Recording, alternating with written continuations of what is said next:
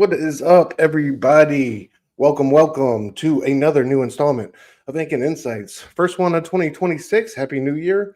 Hope everybody's doing well out there. As always, I'm joined by my illustrious, beautiful, handsome host from my host from over there on the bay. How we doing, E? How's the week been, brother? Good to Doing see you. pretty good. Doing pretty good. It's been wild and crazy. Like I feel like we stress has kicked the door in for 2026 and made its presence known immediately. That's not a bad thing necessarily though. But yeah, it feels like we haven't been able to wind down just yet, but we're surviving. We're surviving, man. How about you? It's been good, man. 2026 been off to a solid start so far. Read a bunch of comics. Been super into as I've Yeah, been you telling have. you this Lazarus series. I don't know if y'all out there in the chat have read that. Greg Rucka, Michael Lark, been loving that joint. So I read all of that, everything up to the most recent run, and I know we got more coming in 2026. So I can't wait for that. But yeah, it's been a good start for the year, man. Much better. 2025 was a rough start, so this one has been a lot cleaner and a lot better energy. I like where we're going. Plus, we got we got a playoff game this Saturday, brother. Yeah, So what is that? I don't know what his this is. life Yeah. at home. So yeah, hopefully we can pull it off, bear down against the pack. Let's say what up to our beautiful chat real quick before we get into our books, guys. We're gonna switch it up tonight because last week was so garbage. We're doing our favorites. Putting it on Front Street, dude. Straight up, it's a rough week. We're gonna do our favorite. We're gonna look back at some of our favorite single issues from 2025. Uh, a few of which we've already covered on the show before, but regardless, we're gonna reflect and celebrate. So that's gonna be the theme for the program this evening. Hope you will stay with us and ride out. And let us know in the chat what was some of your favorite single issues to read in 2025. Anyway, what up to Bob? What are you doing, bro? Good to see you. Happy New Year. Thank you for coming through as always. Ooh, he's already got some bangers for us. Yeah, he Sort of knows what's up. it's number two. Absolute Batman Annual. Absolute Batman Annual. Great call. Yeah, Ooh, and the criminal one shot. Nice. that one. Omega in the building. Bob coming hot. Indeed, bro. Bob bringing the heat. Great recommendations, man. Love that. Good to see you both. Hope everybody's doing well. We got Dr. Wargot in the building. What up, brother? Good to see you. What up, Happy Doc? 2026. Hope everything's well. Bob says I need to read more and buy less, man. Gulp. I think that's yeah. Yeah, good luck with that, Bob. Let us know how it works, man, because I'm working on that same plan. It's a paper thin resolution for us all, I think, Bob. Hmm. Absolutely. Absolutely. Rogue in the building. Happy new comic book day. What up, brother? Good to see What up, you. Rogue? Thank you for coming through. So many beautiful people in the chat. Uh, Wargod says I'm going Batman issue 2 where Robin drives a Batmobile is my favorite issue. That was such a Ooh, fun one, man. Great that's pick. a I love good that. call. Yeah. Great Tim Drake issue. Gabe in the building. What up? Speaking of this Saturday, can't say I love Stu's hoodie. Do you smell that, Stu? Do you smell something? Good to I, see I you, brother. believe I believe that's fear that I smell coming directly from Gabe's direction. I'm Yeah, just man. saying. Freshly grated cheese. Mm-hmm. Freshly grated cheese. Love you, Gabe. Good to see you, bro. Good luck this Saturday. Win, lose, or draw. It's going to be a good one. I can't wait. It's going to be a tight fight. So Whoever wins, I can guarantee we will be insufferable. So I can make that guarantee. indeed. I'm just going to quote my man Lawrence Holmes. It's going to be a long off season if we take the L, but I'm not going to even Don't let even that will it into frame of my existence. thought. Cut. Yeah, we got the dub coming. Can't wait for it. Nick in the building. Happy new comic book day. What up, brother? Good to see you. Thank you for joining us. Hope everybody's doing well. Oh yeah. Oh, Bob out here getting in the confession booth with it. Guilty pleasure for me, Night Fight. Okay, All right. Bob's enjoying Night Fight. All right, hell yeah. I gotta. Do I need to catch back up on it? We shall find out. Issue 2 was much better than issue number 1, and haven't read issue 3 yet. So And I mean, we still it's got on the more, up. right?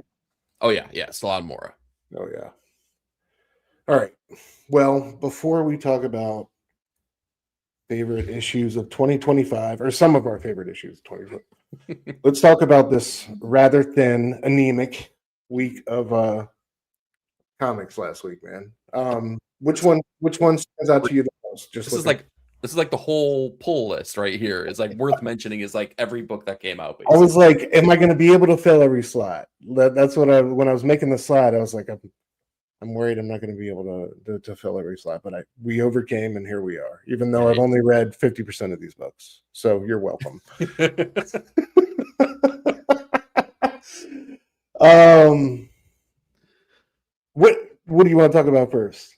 um Can we just talk about that real quick before we talk about anything? That Daniel Acuna cover for Escape, so oh, fire.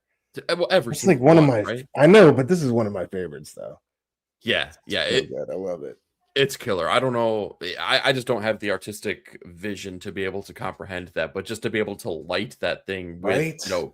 yeah, just the illumination from Uh, the lighter. Yeah, it's just so good. I'm a sucker for like anytime they bring the heat with that lighting, where it feels like it's some classical Renaissance type shit. I'm so here for it. Hell yeah. Hell yeah. Um, I'm gonna let you kick it off though, because you got 3 books you said that you read, right? So I'm gonna let yeah, you pick first and then I'll go from there. Tin Can. Let's go Tin Can, dude. What did you think about the finale? So this is a Uh-oh. book I I think. see it. I see you shaking your head already. No, it What was is this? solid. It was a solid. It was a solid ending. It was a solid.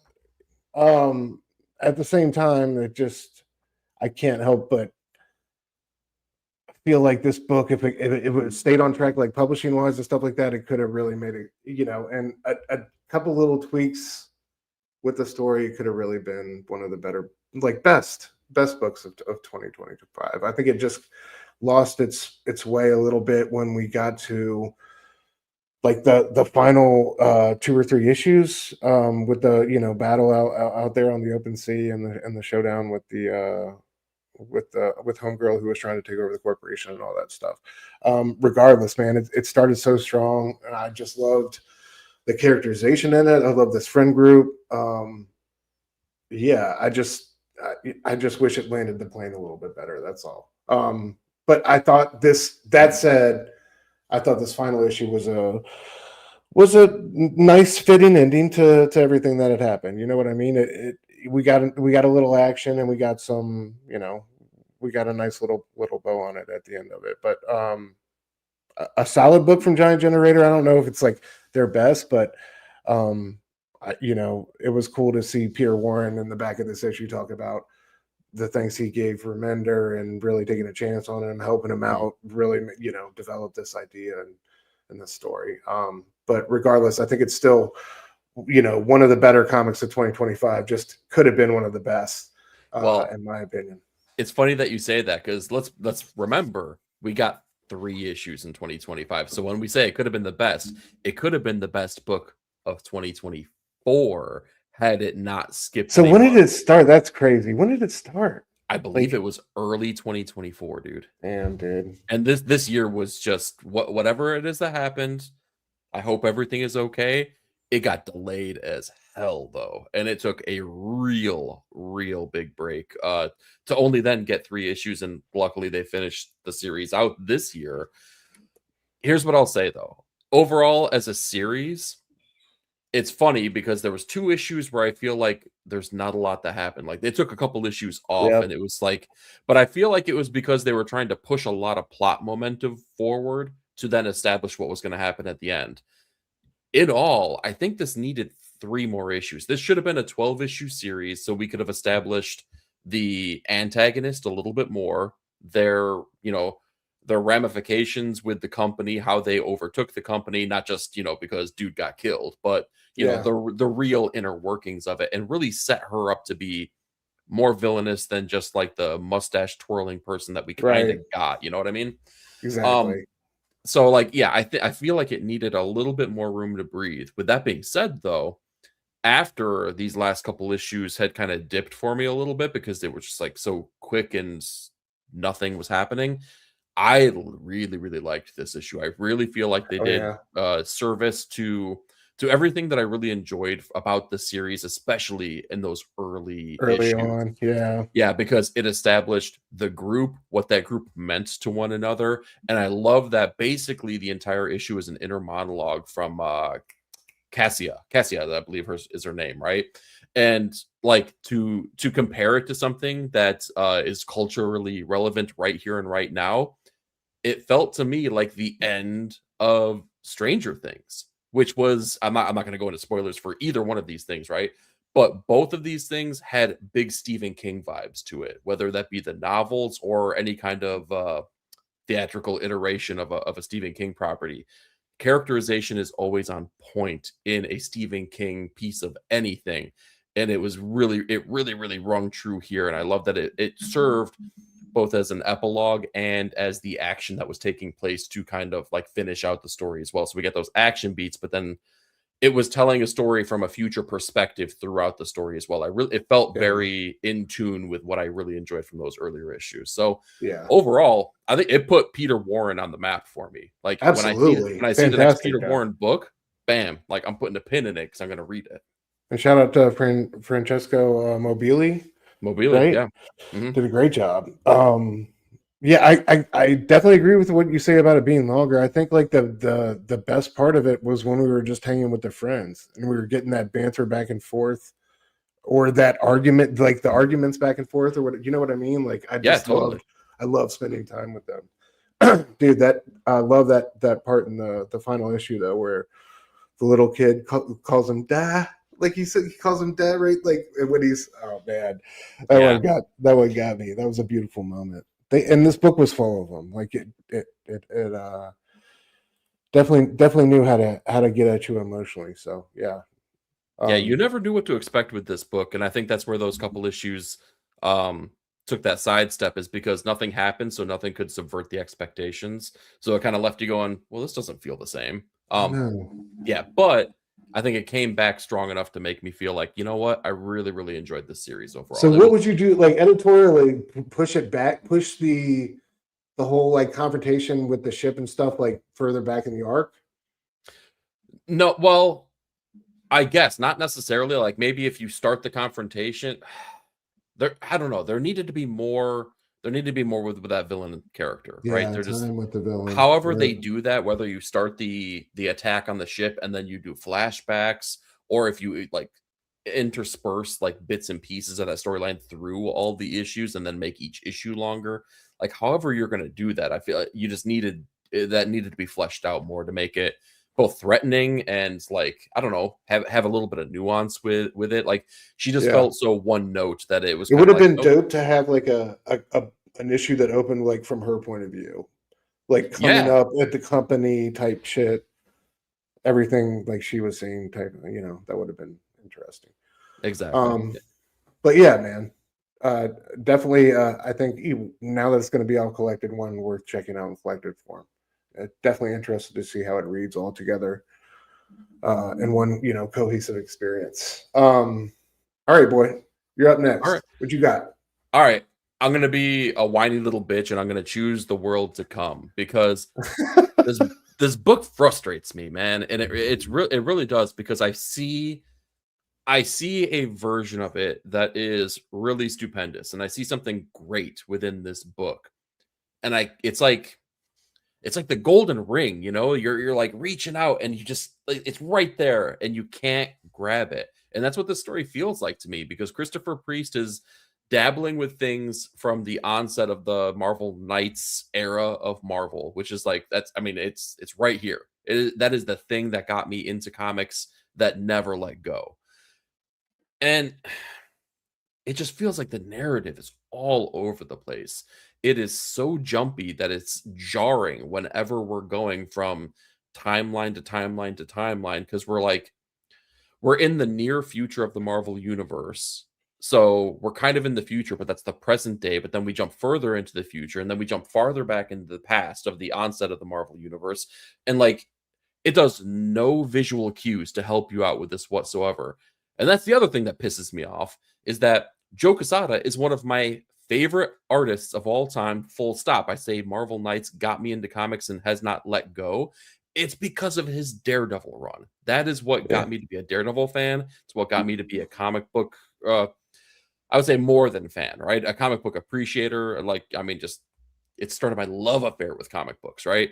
Oh, His yeah. artwork had a big part of that. and it looks great, and it does nothing to tell a damn story. And I've watched interviews with him, I've read interviews with him, I've seen other things that he's done in comic books, and hell, the man is a film director at this point. He knows how to tell a story. And the pages in this book don't tell a story. They present me really beautiful pictures. And it's frustrating because it doesn't help me understand the narrative that Priest is delivering. What it's is so? kind What of a is like the narrative Priestess? Like, what is the basis of this story through 3 issues now? Like, so what's going on in this world? T'Challa has basically taken on the role of adopted father for Everett Ross's son. And Oh, he has been raised in Wakanda, been raised by T'Challa. He challenges him for the throne, wins, as T'Challa is an old man at this point. T'Challa doesn't die, though. It's very similar to Skinbreaker, what's happening in Skinbreaker right now. T'Challa does not die, but pieces out, right? Escapes the fight. Ketema, Everett Ross's son, takes the throne and starts running Wakanda like, like an ass. T'Challa wants to go back, earn the crown back, start navigating all this stuff in a better manner. Through that, he actually goes to find Matt Murdock at this point to train to be able to come back and fight Ketema. okay. Right? It sounds Yeah, awesome. Yeah, that's not too shabby. yeah. Go ahead. You read these issues. And That's you like tell me one that you're issue. not. You can get that done in one issue, though.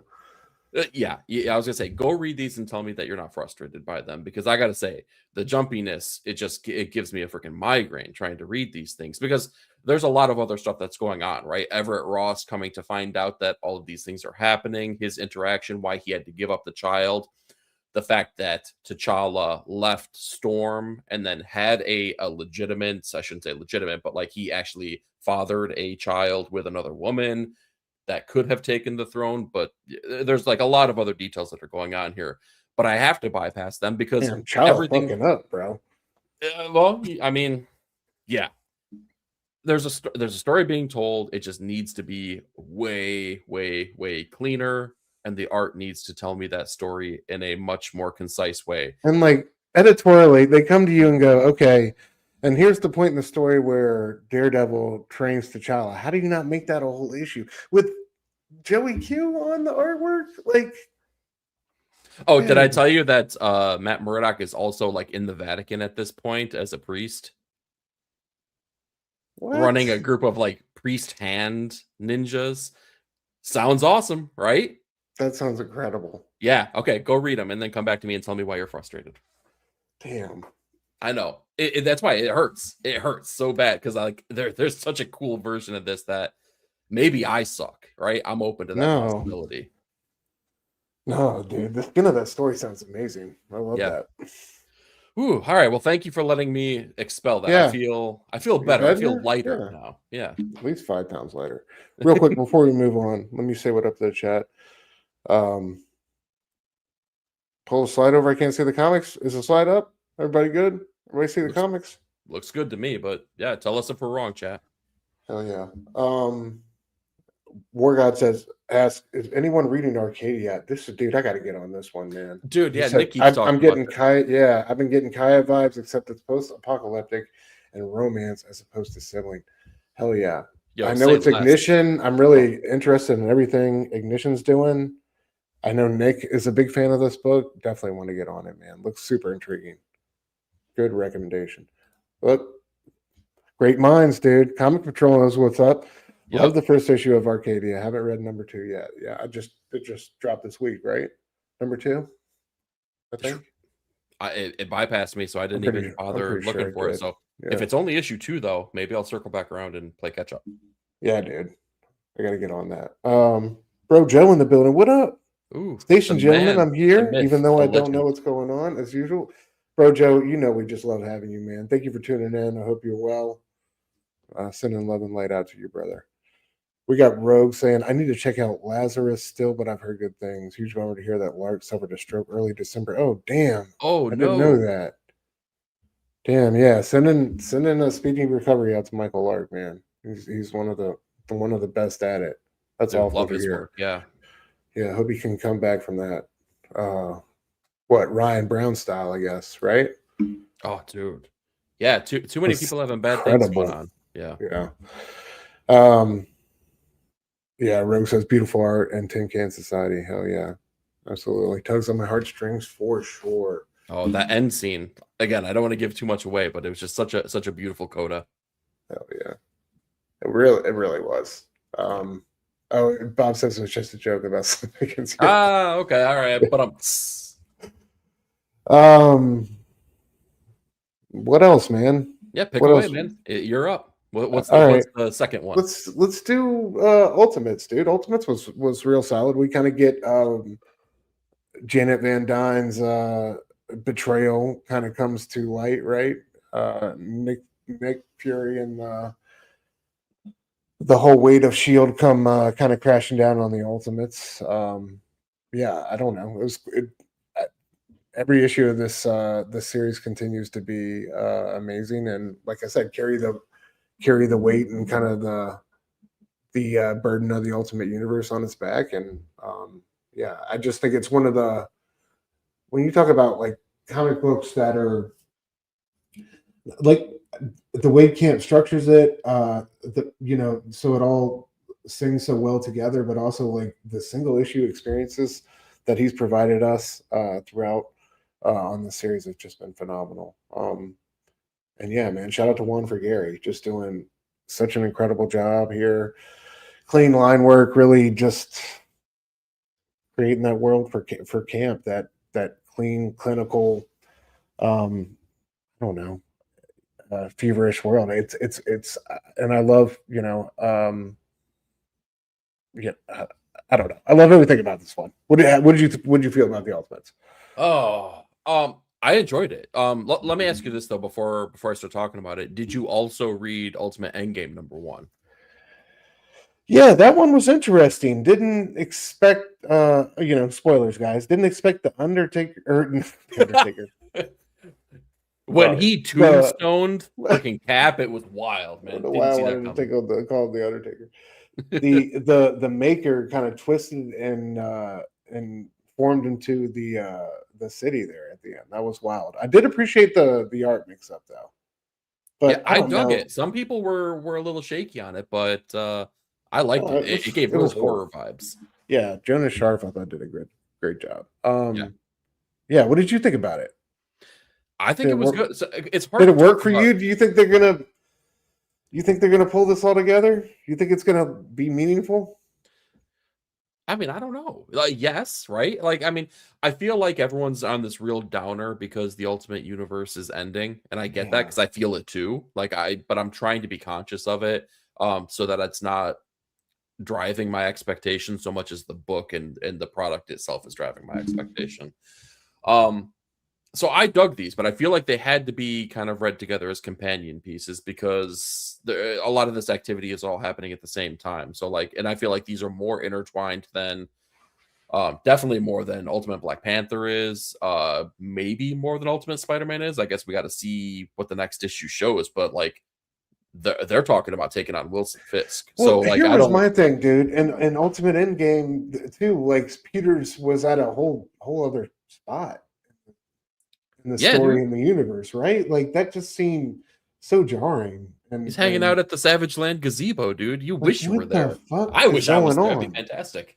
Yeah, but that's just not at all, and a synchronicity with what he's got going on in Ultimate Spidey. So I don't know. I was expecting being that like the maker and all that, and that we've had this build up. I was expecting him his big reveal to be earth shattering. Like he was going to come out of that dome with a purpose and a fury like we hadn't seen before. And the first wave of his attack was just going to be jarring. It's just I But don't it's know. dome shattering. Yeah, it's just I don't know if it worked for me. Like as far as like the first big swing and the first big reveal at like what he is now. I don't. It was cool, but we'll see.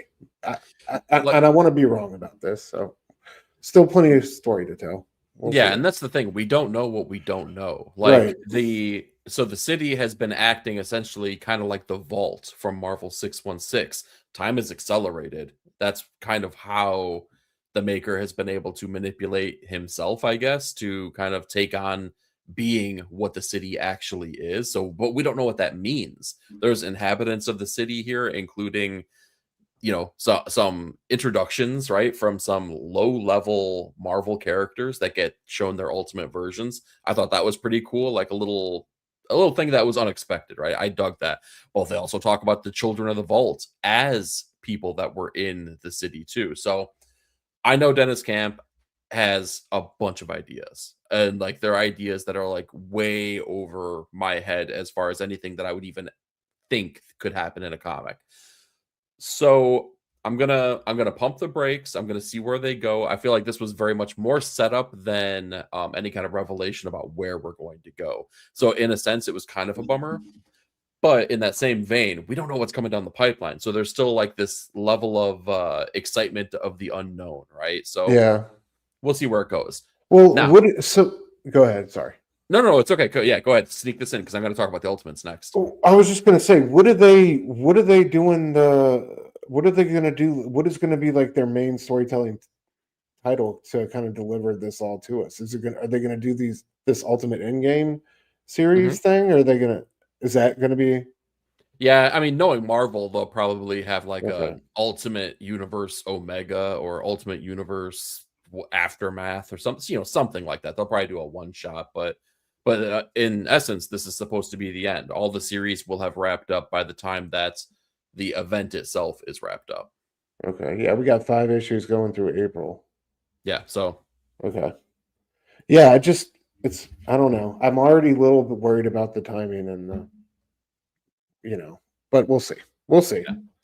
So in regard to Ultimates though, Ultimates I think has been the most consistently entertaining book of the line itself. I think I've liked everything that's been happening. We've known there's been this mystery of Janet and her interactions, and now everything is kind of come full circle, and we have a better understanding of what that should we call it a double cross? I mean, I'm going to keep calling it a double cross right now, but we know the nature of what that is now, and I think that's really cool. I specifically think it's really cool considering the characters who have kind of become our uh, exposition fairies, if you will, which is Janet Van Dyne and Hank Pym, and knowing what we get at the end of this and how intrinsically linked. I mean, that's what they are, right? They're the people we live through because they're experiencing this new grandiose superhero world, and we're kind of living through their eyes. Yeah.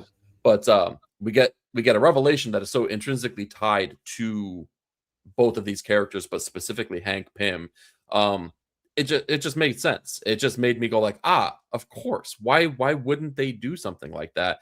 And in that way, I thought it was really cool. Plus, I kind of like that. I mean, I kind of like that the ultimate Nick Fury just gets got every opportunity we see him. It's like, oh, there he is. Give me 22 pages. He's going to be gone for sure. And rest assured, they were able to live up to that promise yet again. Oh, yeah, super epic brain grab there at the end by this female Vision, right? I love another great character introduction. All the character introductions have been so amazing. Yeah, it was dope to see this backstory of Hank Pym, right? Before and Mhm. after this accident. And like what she's been dealing with and how the training with Fury empowered her before she ever got the offer from the Ultimates, and really just great work. And it's kind of crazy that we're here at issue 19 getting this backstory. Just really great structuring by Cam. I think it's Yeah.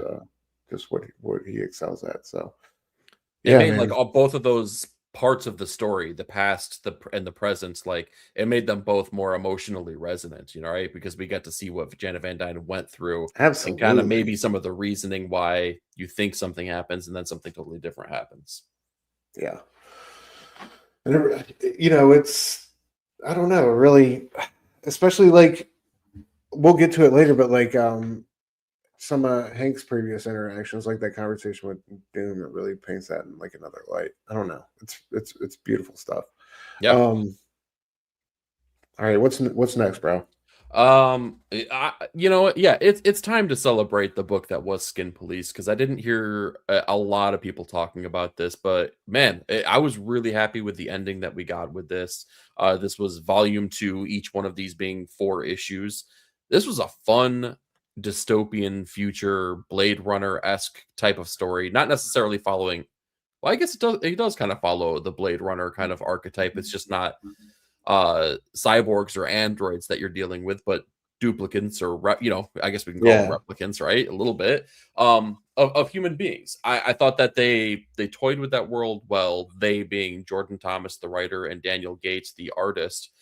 The art really, really, really shined in every single issue of this. That had this European flair to it that I feel like really just fit the tone and the vibe of the story like so well. If you had any other artist on here, I feel like it probably wouldn't have been like sang as true as it did with his artwork on there. But Jordan Thomas like really came on the scene for me with this series and another one that he did called Mugshots, which was like a crime novel, and it's really great stuff here. But Skin Police, we get to kind of follow Ekis, the investigator, the Skin Police, kind of like the best of the best guy out there, and it's cool. It's one of those like kind of like cop stories where you feel like it's like a by the books kind of dude, and the more that he learns about the books that he is by, the less he can be invested in it. So he has a little bit of change of heart, but he kind of stays true to the character that we met in issue number 1. It's a great series, man. And again, it's like 2 volumes, 8 issues. Like, I mean, Yeah. everyone should do themselves a solid and just, you got some free time. And let me tell you, January is light on comic books. You're going to have some free time. Go check this out. Like, it was totally worthwhile, man. It was a really great time that I had with this. I think that if you dig things that are like in a cyberpunk kind of vein, this is going to be right up your alley. Hell yeah. That's awesome. I'm definitely gonna go through it all now that it's done. The series is complete.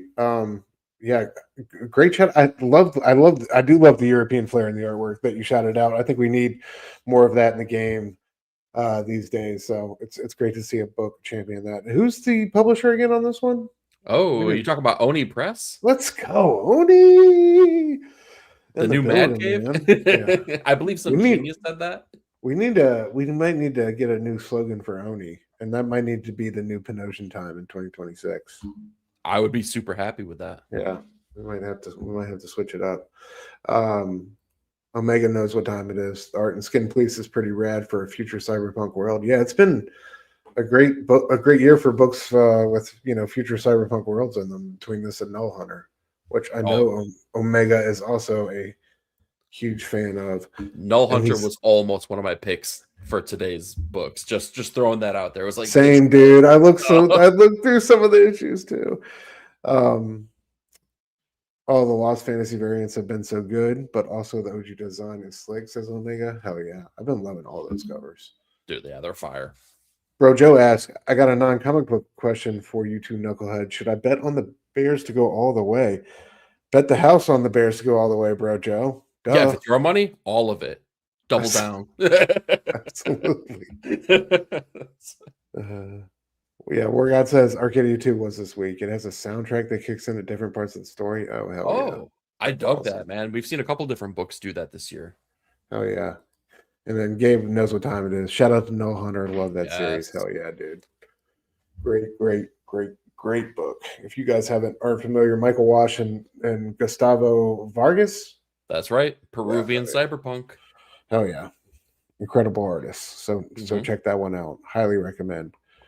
All right, bro. Let's wrap it up real quick. Escape was awesome. We kind of get we kind of see we get a little bit of insight into the search party that's looking for him, and even just the conversations between these soldiers it's just so well written and so interesting. And yeah, Remender does just the dialogue so well. This Yeah. anthropomorphic world is just so beautifully constructed. Yeah, dude, I just love getting some insight in this brutal dude who's searching for our escaped bomber on the streets of I forget what this town is. But yeah, he busts in and kind of dude is forced to hide in the hidden room, and then they have a very tense exchange. He finds the coin, like shit almost goes sideways, but it doesn't. And even the little boy helps out, kind of comes up with an excuse, and they're able to cover for him. But yeah, just I just love this whole sequence of issues with him in this house with this dude, and just did a great job, really bringing emotion, and nailing home the theme of this book is that war is never what you think it is, and the demons and the evil that you fight on the other side of the line may not always be what you think they are. And I think like we said before, the both of these creators' backgrounds with their family in the war, I think has made this one especially emotional and a little bit more meaningful to them, and you can tell in the rendering of this book. I mean, it's incredible. Acuna, of course, coming off Avengers Twilight, just continuing to set the bar so high, and every single page is just brilliant. So yeah, man, this issue was no different. Now our boys kind of walking the streets in the daylight, which I thought it was bold, right? But he's got his gear. Yeah. He's gonna try to figure out how to get to this gun. Maybe not. We'll see what happens. But regardless, he's still behind enemy lines trying to figure it out. Yeah, this was an awesome issue. And you know what it reminded me of? Do you remember I'm gonna make an assumption here, but I think it's a strong one. You've seen Raiders of the Lost Ark, right? Of course. Right? It reminds me of when the Nazis roll into Christy Allen's bar for the first time, and they're looking for Indy, and Indy's hiding. Right? It's the scene where he gets the freaking thing that's burned into his hand. It reminded me of that so much, right? With Milton hiding in the walls, right, or in the secret room, basically. It had the added level of nuance behind everything that these people are going through, and while they are part of the war, and while they resemble the worst parts of that society, it does not mean that they are of that society. And I thought that was like that little piece that was added to the storyline that made it a little bit more meaningful, right? But Absolutely. I love that you mentioned again Remender and Acuna's familial heritage and what they've gone through, in wars. I think that it was the Spanish Civil War and World War II, if I'm not mistaken. They got juice in the game, right? Yeah. They have meaning behind the story that's being told, and I feel like you could feel that with each and every issue that's being delivered. I really, I don't know. I don't know if I'm imparting that because I have that knowledge, or if it's just rings true. But for me, I feel like it rings true. Yeah, absolutely. And I loved that conversation they had after the guys left, right? And he kind of realized everything, and just like how horrible that guy was to him about his wife being dead, and Oh, all dude, the yeah. nasty ass things he said to him in front of his son, all that stuff. And I just love that moment. What is it, Milton? That Milton and him had when he came out before he left. I thought it was just so well written, man. So yeah, You could tell that dude was still so emotionally exhausted too, whereas he's like, I helped you, but you got to get the hell out of here. yeah, Get out of my life right now. yeah. Yeah, great issue. Incredibly, yeah. What is that, number 5 Mhm. already? Incredible series, incredible issue. Can't recommend Escape enough, man. And one of the primo cover A's right there from Cunha. So yeah, Nick knows what time it is. Let's go. Of course. So good. Oh yeah. All right, let's move on from that week. All right, guys, we want to talk about our favorite single issue experiences of 2025.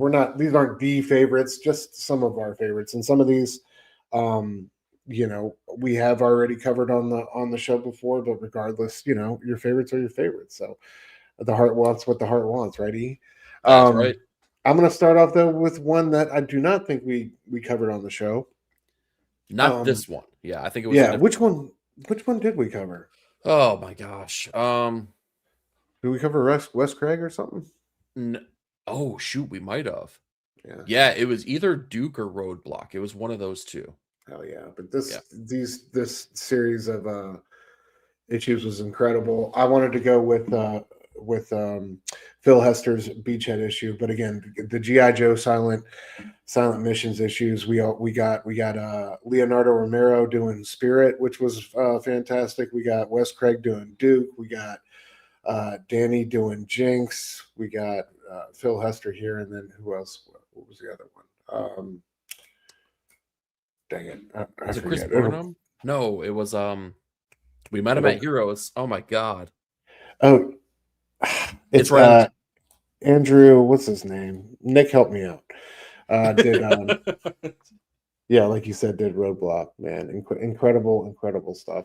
All of them were bangers. But I wanted to pick Phil Hester's Beachhead issue. It was the one that resonated the most with me. Basically, in this issue, it starts off where, in this war-torn town where these warlords have, control over medical supplies and food, and this family is barely getting by. Anyway, they're on this rooftop one day, and for this Cobra copter goes down with Beachhead fighting this guy, and they land on this rooftop and start duking it out.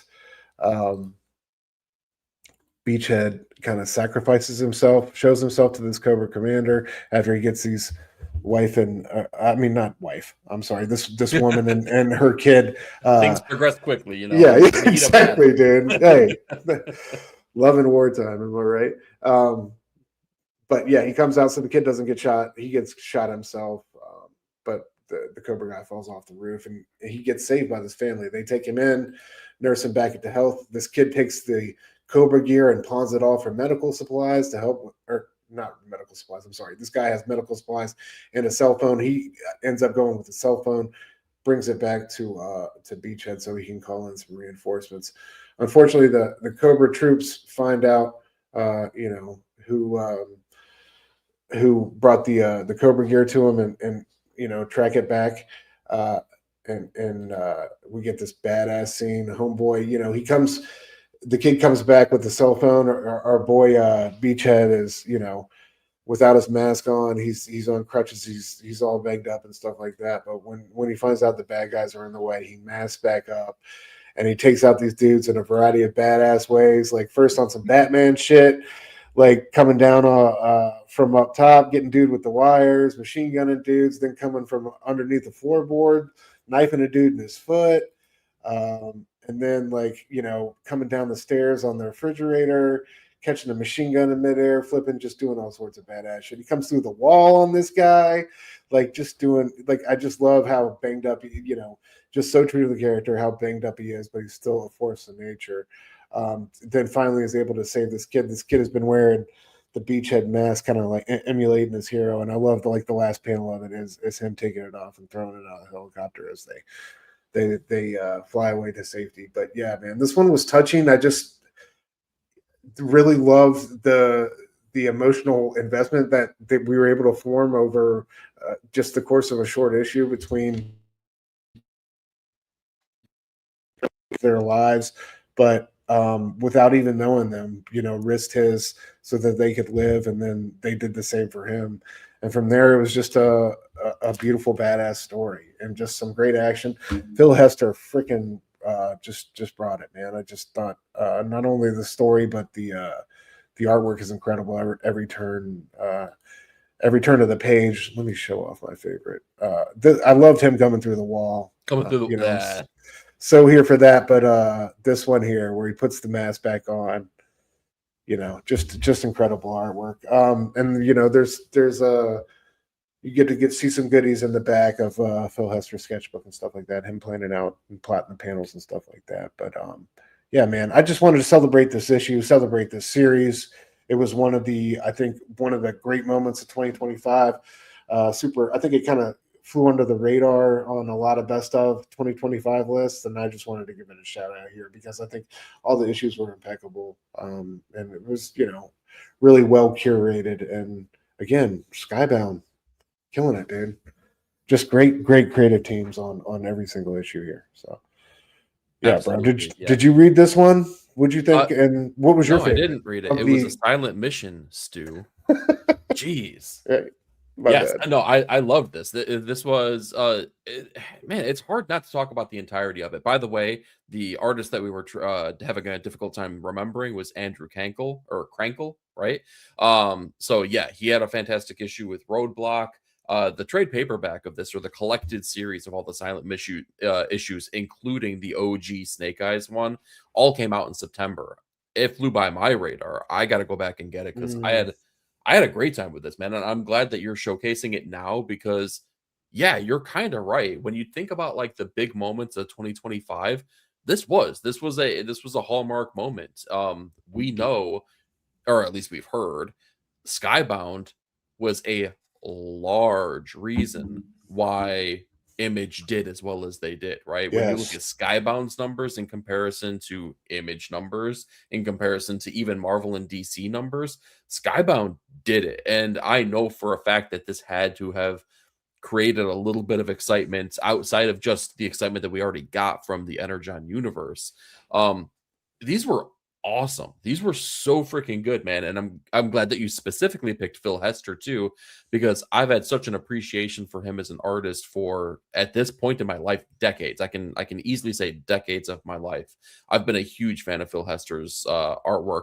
And remember about, we'll say 30 minutes ago where I was being all bitchy and moany about the fact that people can't tell story visually with artwork. Let me tell you, Phil Hester can. You don't need words for the story, and you understand everything arguably better than if you had, the word balloons that might pop up on this. They're not necessary. They're not needed because Phil Hester knows the assignment, and you get every emotional beat of the story. You get every action beat. You understand how like daring and menacing this character can be.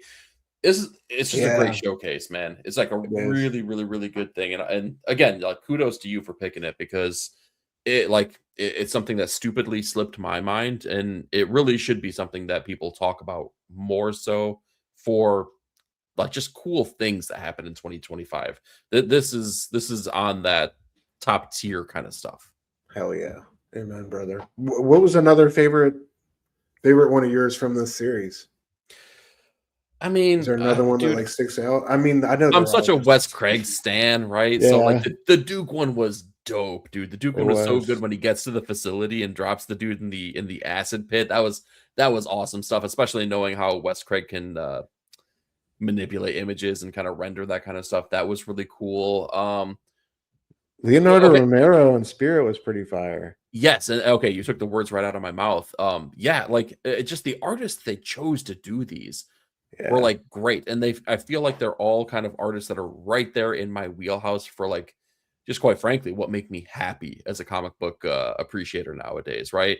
You can get the really hyper rendered and realized kind of stuff like a Brian Hitch kind of approach, and that's great. Don't get me wrong, I'm not trying to poo poo on that, but it's a very different approach than what you're getting with like almost every artist that you got from this. Danny's another one. That silent issue for Jinx Yeah, was Jinx. amazing, and Shit. because Dan Waters also had the foresight to use the bomb ticking down as the framing Yeah. device It's for every beautiful. page and every panel. So that was really cool as well. But again, like it was like this perfect concoction of like artistic styles that I really, really vibe with right now, put together in these great issues. Oh, yeah. Get to the chat real quick. I saw a couple people getting. We got Merc in the building. Merc, what up, brother? Good to see you, man. Long time no see, Thank man. Get you. out, Oh get out there yeah. more often. Thank you for coming through. Comic Patrol says what I loved about the silent issue in particular is it really felt like playing with your toys. I love that.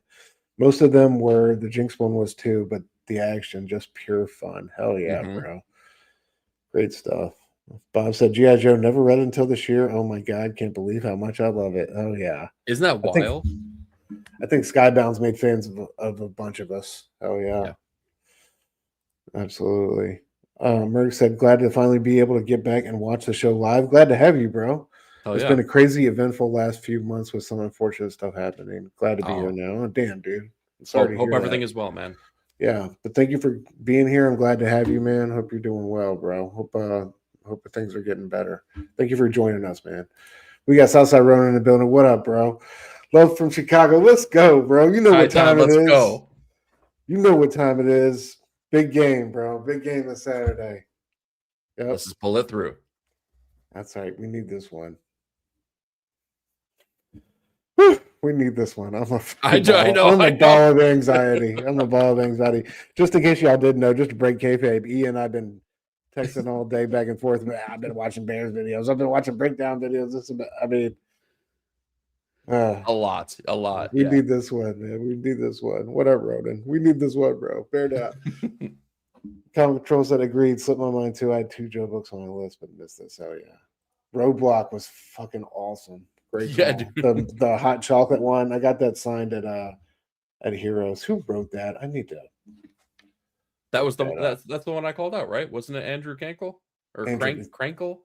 You're right. Cranky. Sorry, my bad. I keep saying it wrong. Appreciate you. Bears is football. Comic Control. Bears is football. The Cubs is baseball in Chicago. Yep. We got Pete in the building. Pete, what up, bro? Oh yeah. Good to see you. Verno, what up, man? You're looking good, you sexy bitch. Good to see you. Love you, bro. I'm gonna be on Blood Splatter Chatter tomorrow night, y'all, 9 p.m. Eastern, talking about Stranger Things. Ooh. The big finale. Y'all gonna be coming in with a nosebleed? Maybe. All right. Nosebleed and some lip filler. Better watch out. Oh my god. Rick said I'm gonna be the odd one in the room and say go Birds. Nah, dude. Philly's had a hell of a year. I'm not trying to see Philly right now. Yeah, no. Unless we can play them the same defense way. Defense looks like it's unless I'll take that all day. There we go. Let's go football Bears. I'll take it, Comic Control. Yeah. Converting Canadians into American football fans right here on Naked Insights. All sorts of highlights. You know what I mean? From blind bags to Canadian football fans. It's just all right. You're up next, brother. What you got for us for your first memorable single issue experience of 2025? I had to choose something that surprised me, and I tried to make sure that I picked things that we didn't already cover here on the show. Not to say that I don't want to re-celebrate other things, but like I wanted to showcase things that I feel like that's a shot fired, but that's all right. It wasn't. You could take it that way, but it wasn't.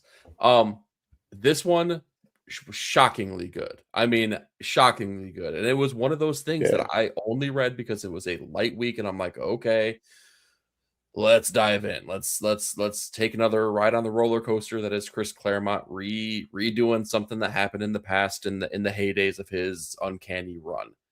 And whoa, did he surprise me with this one. So this is kind of like the middle ground between his 4-issue miniseries that he did with Frank Miller and issue number 172 of Uncanny X-Men when Wolverine and Mariko are tentatively supposed to be married, right? It's the cover that has the wedding invitation on it. And we talked about... They should have had... Can I just say something? They should have had some primer or precursor to let you know that. Because they just dropped you into the story and you had to figure that out. That was a little bit jarring to me on the first read. Oh, yeah, as far as like understanding kind of where were we at, in time, on the timeline, stuff like that. Because, you didn't, until later on, another character started appearing, and then you started to put the pieces together. You know what I mean? And then you're like, yeah, Sabretooth looks like this, and Storm's got a mohawk, and why is Kitty Pryde acting like a kid? Oh, yeah, because she is a kid. Exactly. Yeah. Was it not, or did you just pick it up right away? My dumbass, it took me a minute. I knew going into it. So the background on this is that like 2-3 years ago, maybe even more than that, they released this like hardbound like prestige collection of Chris Claremont's like X-Men stuff. Not the entirety of everything he did, but like this just like really premium like collection of his stories. And with that collection, I think it was like limited to maybe like 500 of them or something like that too. But with that collection, you also got the issue that was like the in-between issue of Days of Futures Past that he wrote, and you got this one as well. And at the time, you could only get them in that collection. That was the only way you could get them, only way you could read them. Marvel gonna Marvel, though. Sorry, I'm saying that to our prestigious Marvel shill here, but they decided to re-release those puppies because the mouse has got to get their money. But I'm glad that they did because I got a chance to read it. circling back to what we were talking about with GI Joe, though, the art that I'm vibing with not even just recently, but I feel like all of 2025 and maybe even longer than that has been in this wheelhouse. And we get none other than Tom Riley, who's been doing work with GI Joe, doing the artwork on this. And let me tell you, I want Wolverine proper drawn by Tom Riley. I would get an entire run with his artwork on here because it is action packed, it's glorious, it's bloody, it's violent. And man, I gotta say, the nostalgia hit that this was very purely supposed to be, it was very effective. Sometimes I see the nostalgia like coming a mile away, and I'm like, back off. I know exactly what you're trying to do. This one took hold, man, because it just like it made me feel like I was 8 years old again, loving comics and just devouring them just based on having zero knowledge of anything, basically. Like my introduction to comic books itself, it was pure excitement, and it was just made manifest even more so by the by everything that was happening through the artwork of Tom Riley. Man, just dug it so freaking hard, dude.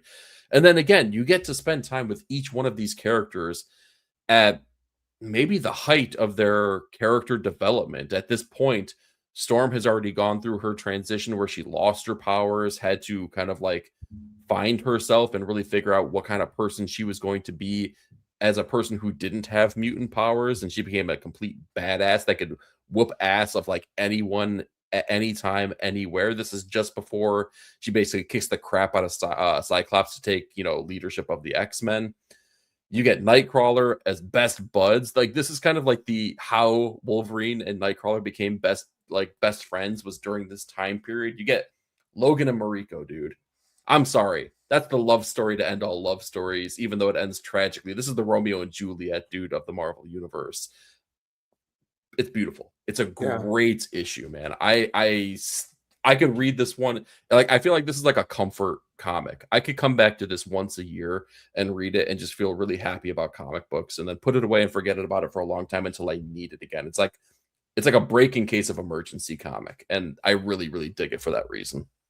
Hell yeah. Before we do anything else, can we shout out Steve McNiven on this cover though?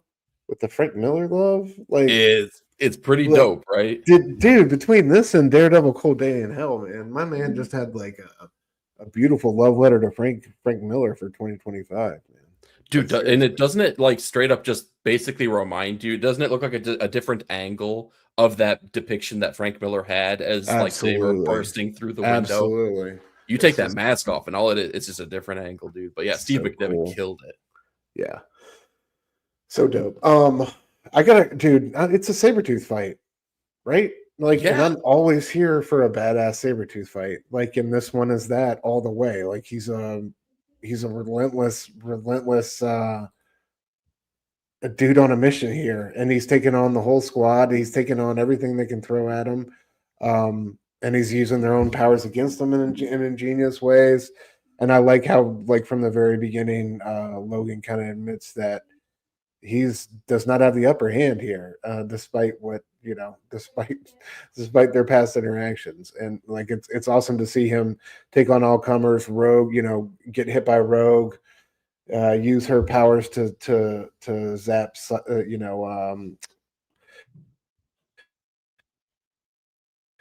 high into the air, and then take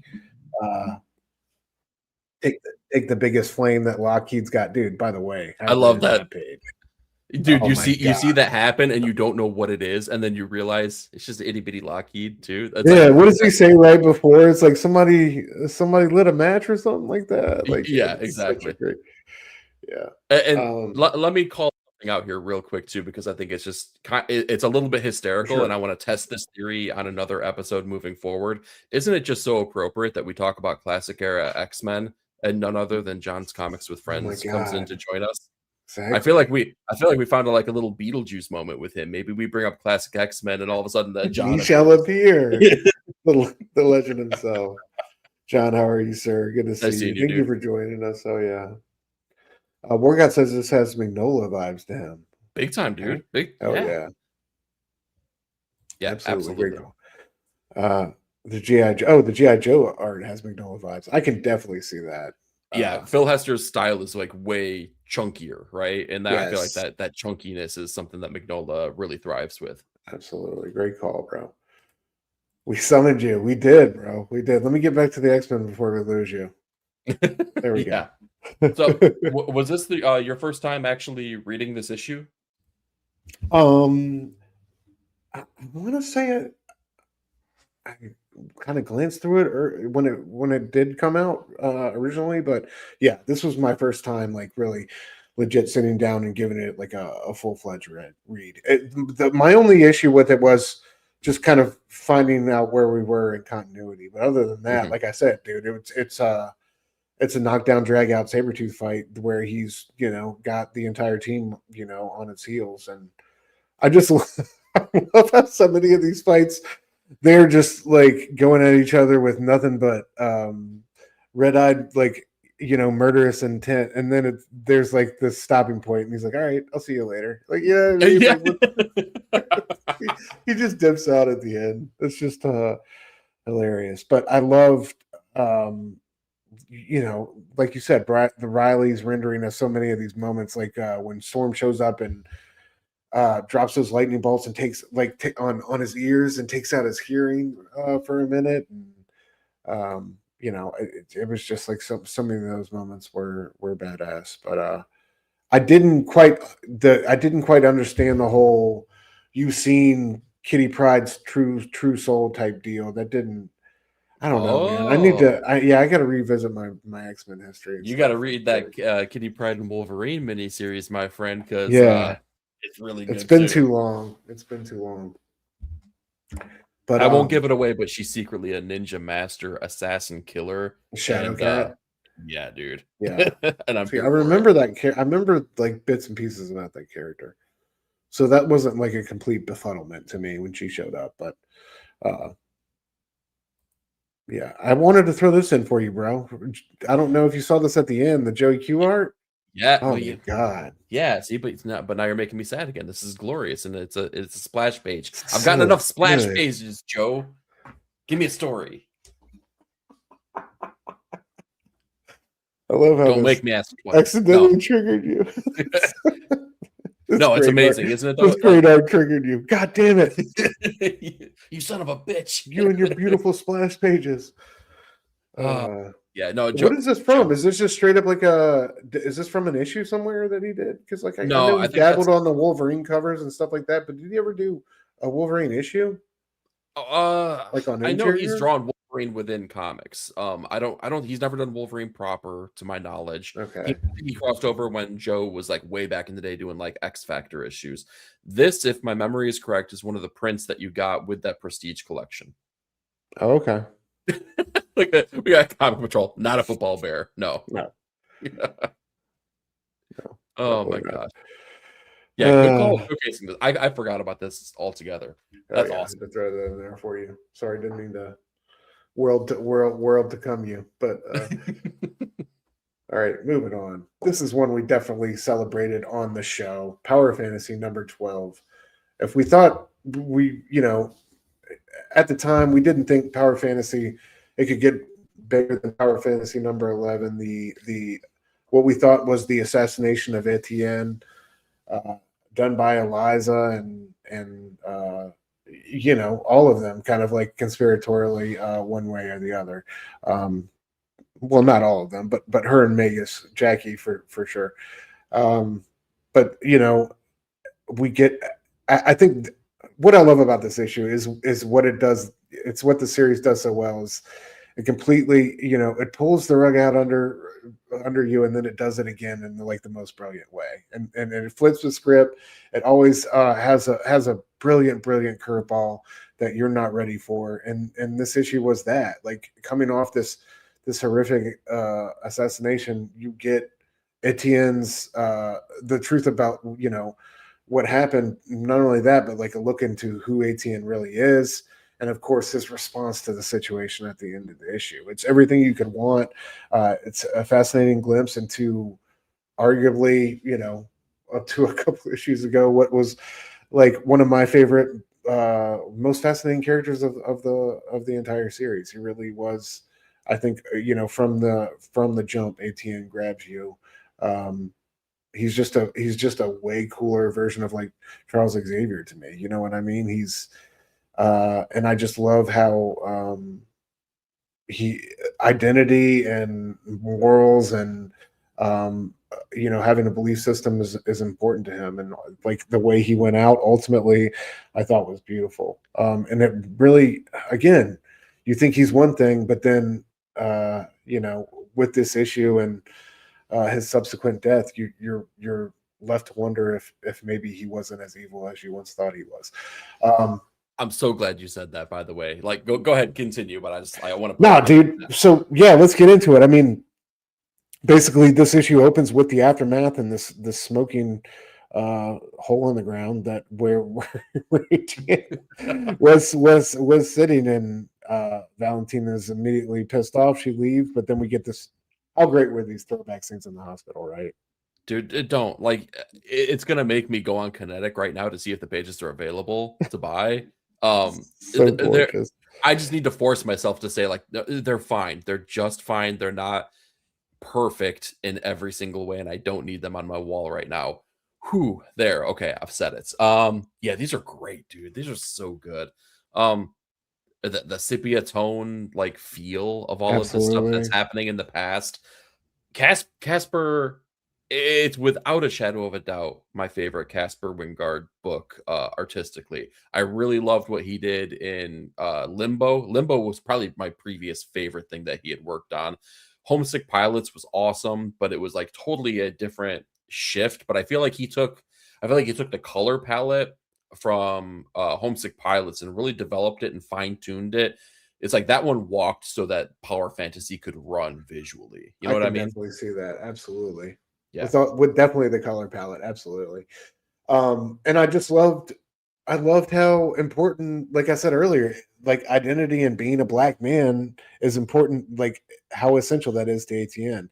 He literally waits in the hospital years and years until he can find the proper body to transfer it to, Yeah. like to transfer his consciousness into.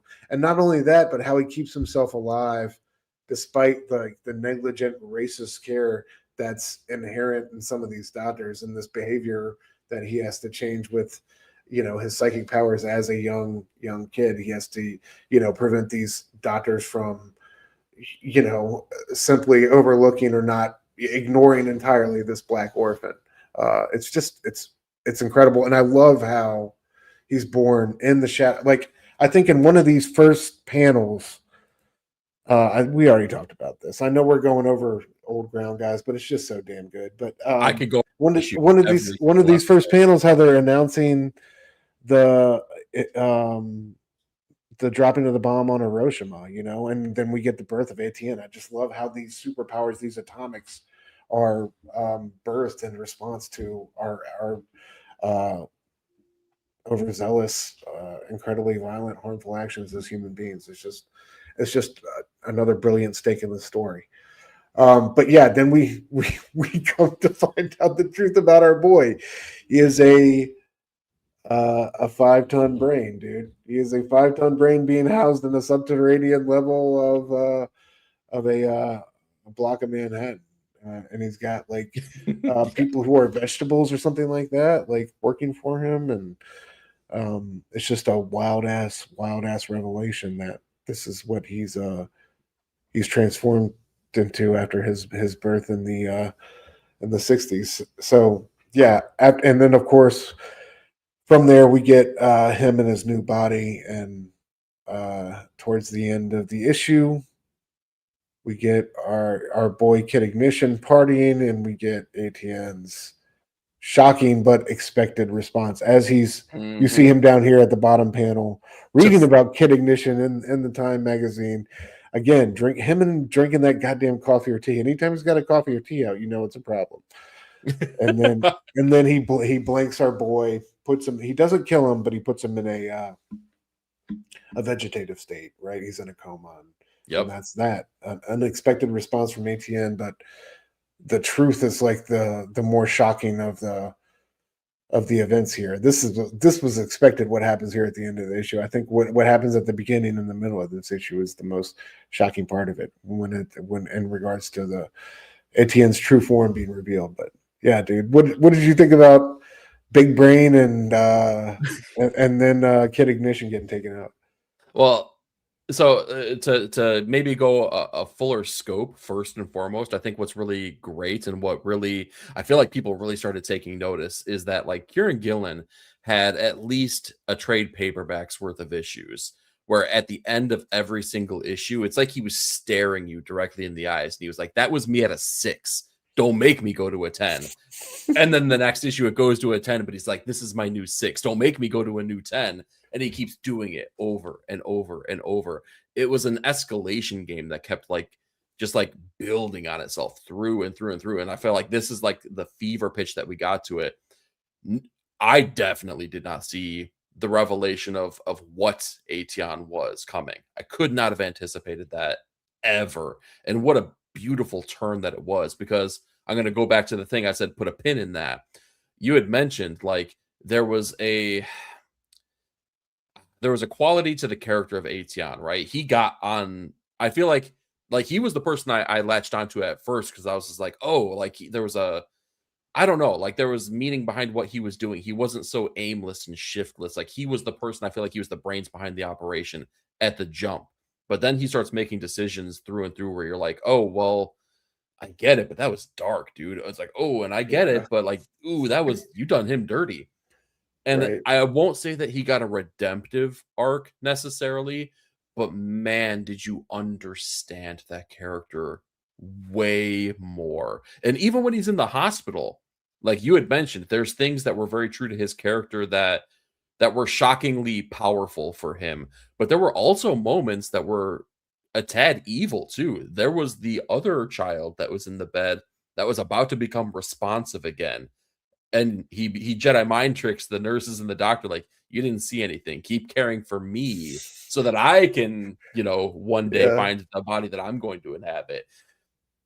It was wild. Like it's not a redemption arc that he gets, but he does get you get to understand him better and you realize that he is a more nuanced character than you ever could have anticipated getting through the actions that we had previously. And that's just the beauty of the writing on this, right? But finding out he is a 5-ton brain that can yeah, basically not be moved without like triggering some kind of activity to happen. And then knowing that Valentina is his like right hand person who has known this the entire time. Like we knew every other faction had their secrets, and we thought these two were kind of like maybe not pure, but they were playing it on Front Street.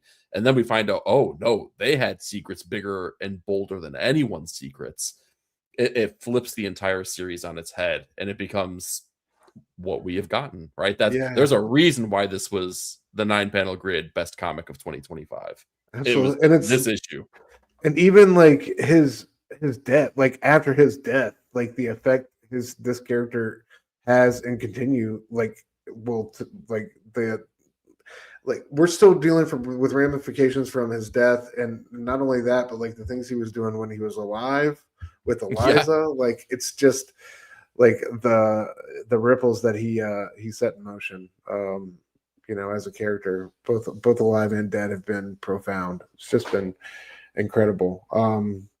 Yeah, so this, I picked this one just because it's like I said earlier, it's exemplary of why I love this series. I think it's the best superhero comic on stands. Period.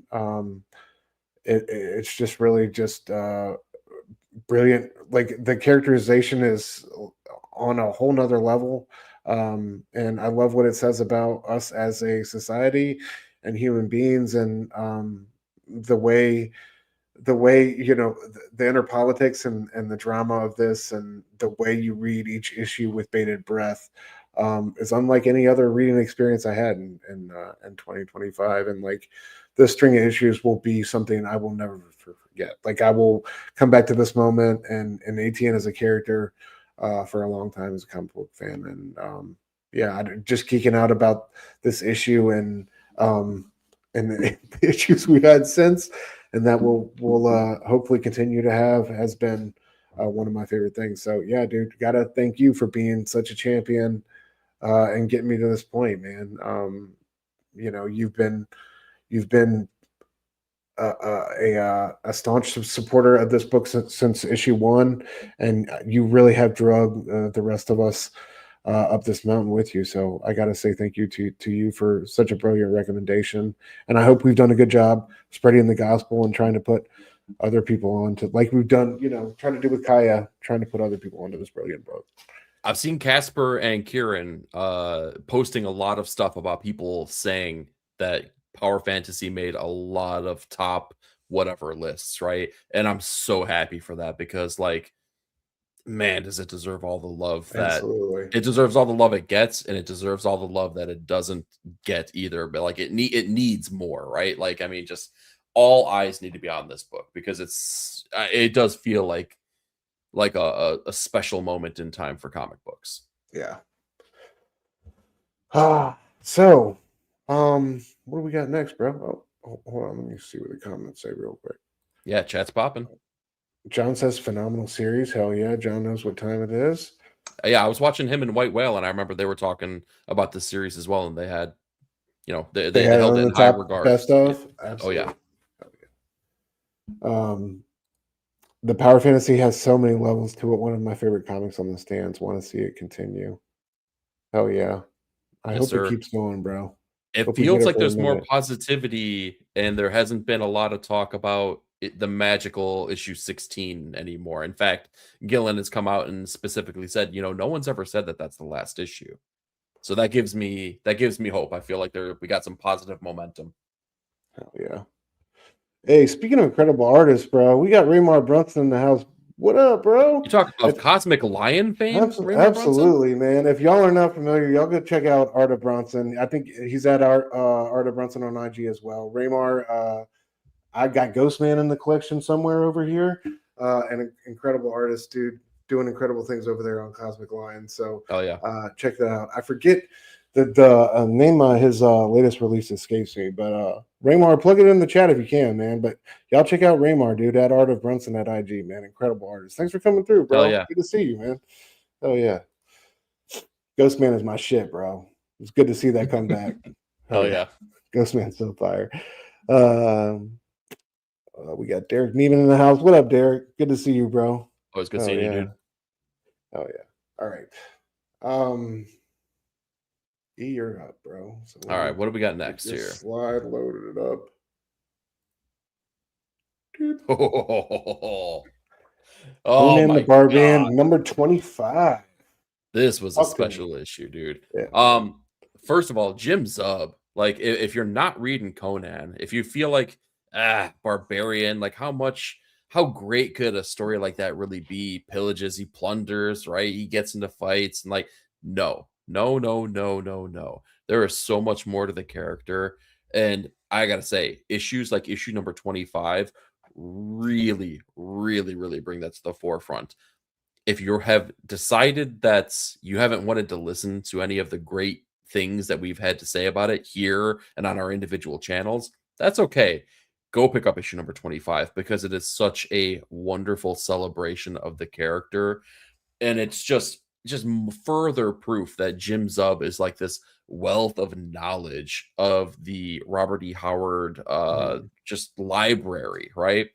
This is basically it's a look into the future. So we're not dealing with Conan the Barbarian necessarily. We're dealing with King Conan. But as King Conan is, holding court, right, and kind of like ruling over the kingdom, you could tell he's kind of tired, not like tired, like weary, but like just bored, right? Like, I mean, he kind of longs for the days of adventure, but he also understands his, that time may be in the past, right? He has responsibilities, but a mysterious traveler comes to kind of hold court, and the kingdom, they're all ready to run him out of town, right? Like, you don't get to just talk to Conan. He's King Conan, for God's sake. You need to be invited. You need to have some kind of, like, I don't know, some gravitas behind you. And Conan's like, we got a guest. Bring the man in.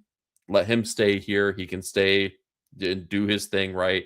the guest only asks for three, basically one thing. He's at the end of my stay, you have to grant me this one wish, right? And this one wish, you could tell this guy's a little bit, he ain't the most normal cat that you're going to be seeing. So to let him stay at your place is going to be a little bit weird, but he's got a little bit of a sorcerer vibe to him.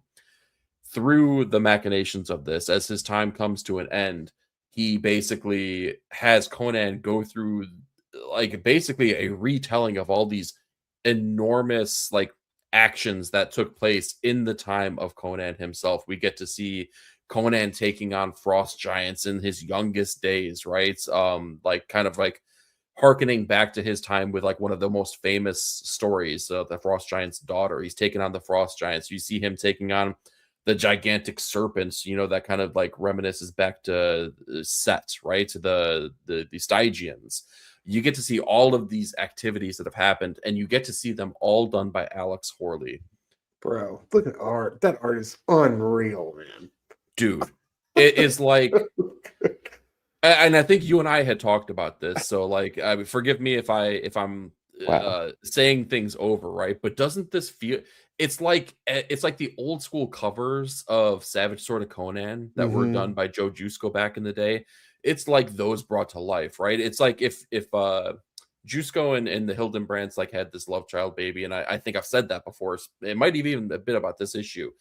That's like the artwork you get on the interior pages. We're not even talking about the cover. That's the interior pages. This is a celebration of Conan the Barbarian, man. And that's why I'm saying, like, this is it's like Jim Zub just planting his flag into the character and saying, this is my character now. It used to be Robert E. Howard's. And Roy Thomas, maybe you could have said it's your character at one point. This is my character now. And this is how I view Conan the Barbarian.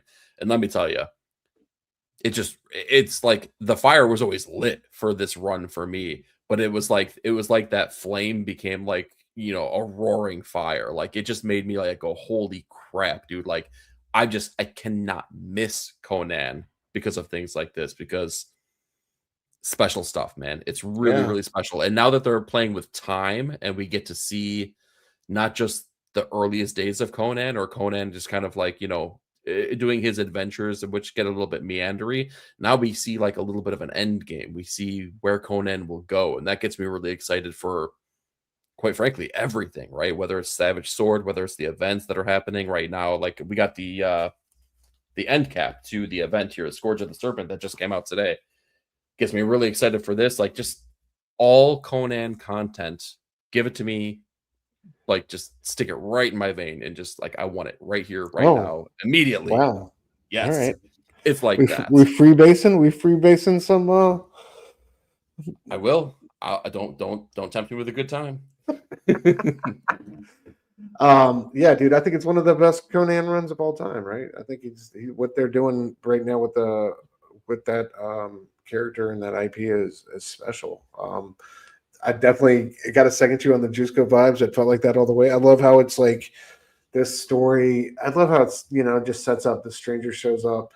You give me hospitality for 3 nights, and I'll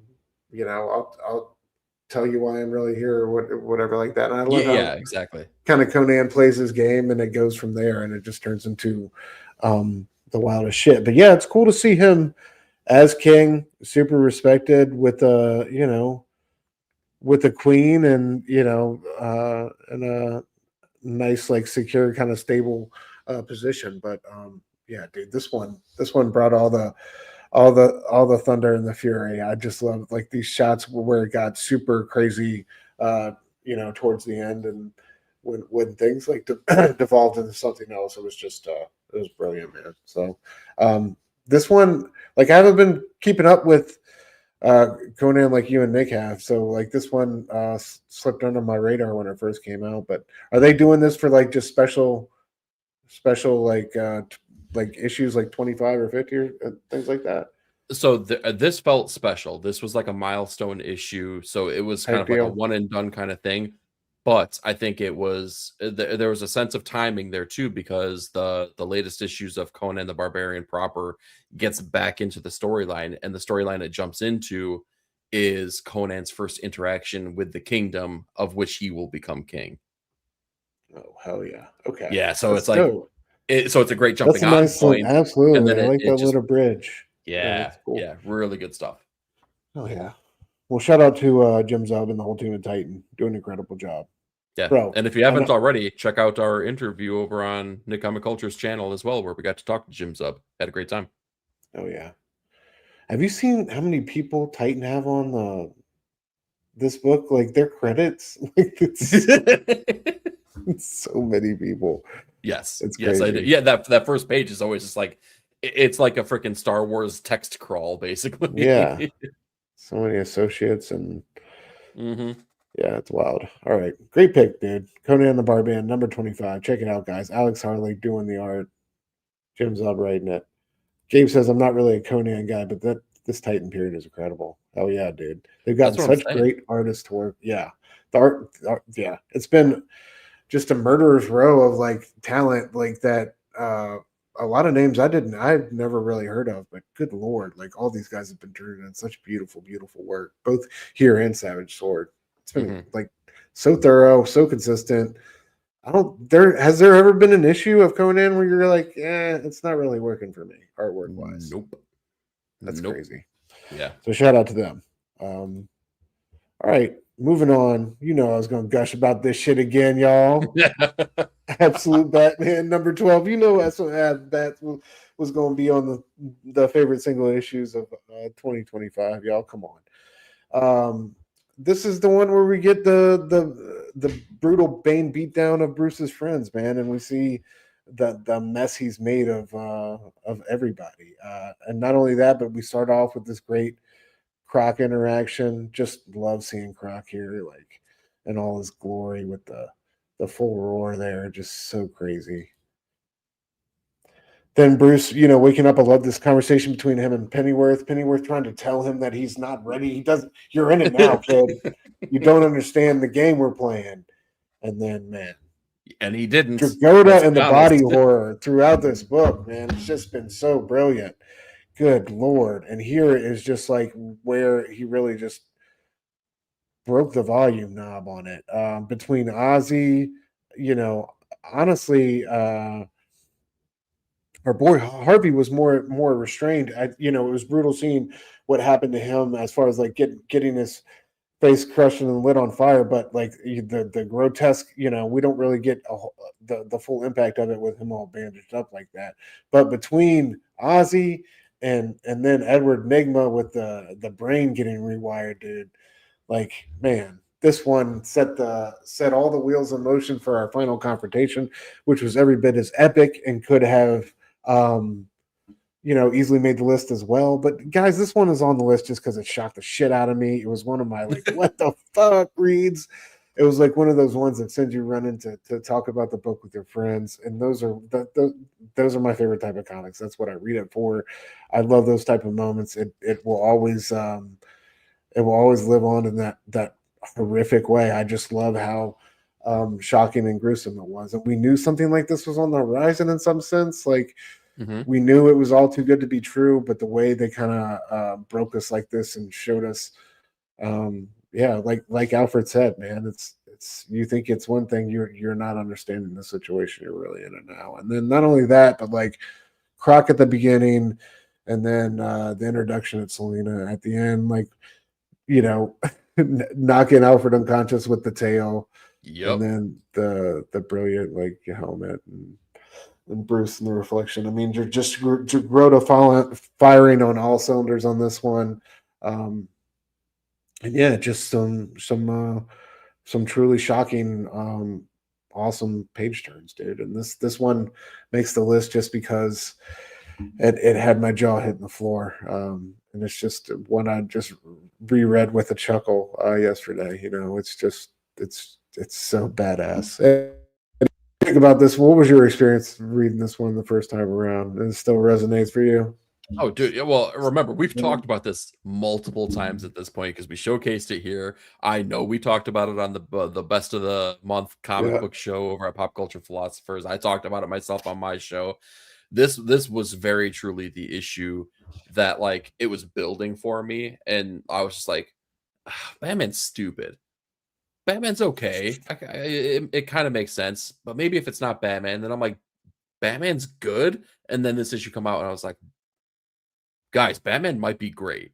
Like this was the one that like totally just, like, flipped it on its head for me because man, like it just yeah, it escalated everything in such a great way, and it made everything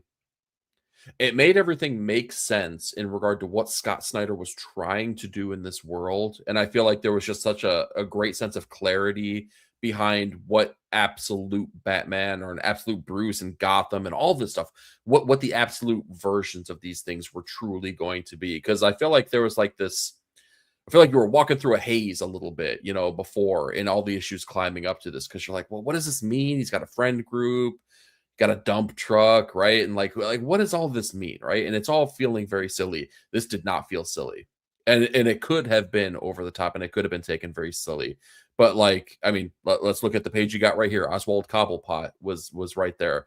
And like, yes, he's kind of been made into this grotesque penguin-esque thing, but how he gets that way is like just brutal. Yeah. I mean, just brutal when you see Harvey on the ground as the flames ignite his face, and Yeah, dude.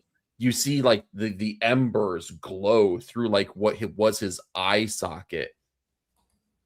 Dragoda I just only like hate you half the time, Bruce. Ooh, what a line. I know, I know. And the cool thing is that while this was expected, you get things even in this issue, but definitely in future issues where you're like, oh, that's how his rogues gallery is made. Mm, But are they? yeah, But are they? I You know. know? It is very cool. Very, very cool stuff that's happening here. But yeah, I mean, but you have to tip your hat to Dragoda and bringing the energy that he's brought to this book, and he's made Snyder's vision or their combined vision, I should say, right? Because this feels very collaborative. The book just sings, man. But I feel like this is the issue where like this was like a bat signal being shown for the world to say, yes, absolute It Batman really is here was. now. Yes. Yeah, this was like the line in the sand. This was planting the flag type of deal. Oh yeah, yeah. Yeah. All right, bro. I'm gonna kick it to you, and I'll be right back. You got Resurrection Man, Quantum Karma issue number 4. Great pick, bro. Go ahead Thank you. and kick it off. I'll be right back. All right. Quantum Karma, man. Again, another great series that I had such a good time with in 2025. And it was an introduction to the character for me of Mitch Shelley because while I would love to tell you that I have this big background and I know everything about every comic book character known to man, no, I don't. But I got to say, after reading this and following this character and learning so much about them, which was very new and exciting for me as a reader, but for the character as well. Ram V also had the foresight to kind of give a little bit of legacy by bringing in Butch Geist to kind of do these really great introductory pages to this character. So it felt classic and it felt like it honored that classic feel, and it also kind of like pushed the narrative and pushed the character forward into a new exciting realm that got to get explored here. The reason I wanted to showcase this issue in particular, though, is that very similar to a lot of the issues that I feel like we've talked about tonight, is that it was a linchpin kind of issue. This was the turning point of the series where we've got to spend time with Mitch Shelley as he's in Samsara, this location out of time, as he is speaking to an interdimensional or I guess parallel dimensional version of himself that kind of tells him of the oncoming threats of Stu. You said it so eloquently. Do you remember the name of the villainous gloppy entity Oh, that is the uh, Gosha Dekoru or something like that. Gosha Dekoru. that sounds so much better. I was about to say Yeah. gonorrhea, and it's not that. I knew it wasn't, but this was a linchpin kind of issue because the, we're told one story by this other version of Mitch Shelley who's saying that this threat is coming, and the only way to survive is to do X, Y, and Z. But it goes against the grain of what this character is and what his moral compass shows he needs to do. And we're kind of like shown the morality of this character throughout his previous lives and what he has learned from them, whether it be the relationships that he's had during wartime, during whether it's relationships that he's had, romantic relationships with individuals that have heightened his level of intellect, right? And he's done the same for those people, and how he it felt disingenuous to betray those people, but also there was a sense that he needed to a little bit. Really great stuff here. And also we get interlinking stuff because while this feels very indie, I mean, there's like little bits and pieces. You take them out, and this is a full-blown indie book. That you get little great like pieces where it's interconnected within the DC universe. You get interactions where What a he's page. Good yeah, Lord. I know, right? Where he's talking with the Flash, right? And there's kind of like interaction between how Mitch Shelley resurrects and where he is in Samsara and the Speed Force. You get times where he's fighting side by side with other, the kind of like B-level heroes of the DC universe. But it's always kind of like a little side set piece. It's always just kind of something to remind you, by the way, we're in DC, but follow us along. We're going to have a really good time here, even when we're not dealing with these kind of things.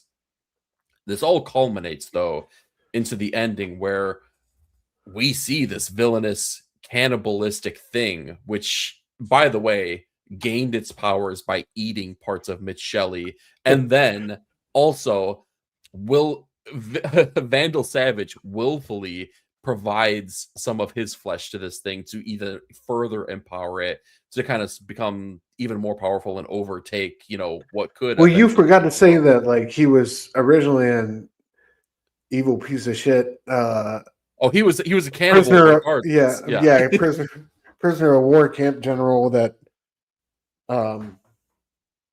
was a cannibal. Was eating these guys. He was whining and fine dining, and he knew the war was over with. He knew the tide had turned, and he wanted to have one last good meal, and that just unfortunately happened to be Mitch. Our boy Mitch. Yeah, exactly. So all of this starts to come to a fever pitch, but in all of this happening, Mitch Shelley kind of, he picks up on the game that's being played, and he finds out in great cyclical fashion and in such a very Ram V way, he finds out that the only way to win this battle might in fact be to die. So cool. Such a great issue. And this ends with the end cap of us being introduced to yet again another DC character who is, I would argue that it's not even B level, but we find out that in order to make this plan work, in order to be able to die, he's going to need to enlist the help of somebody here, maybe possibly the Human Target.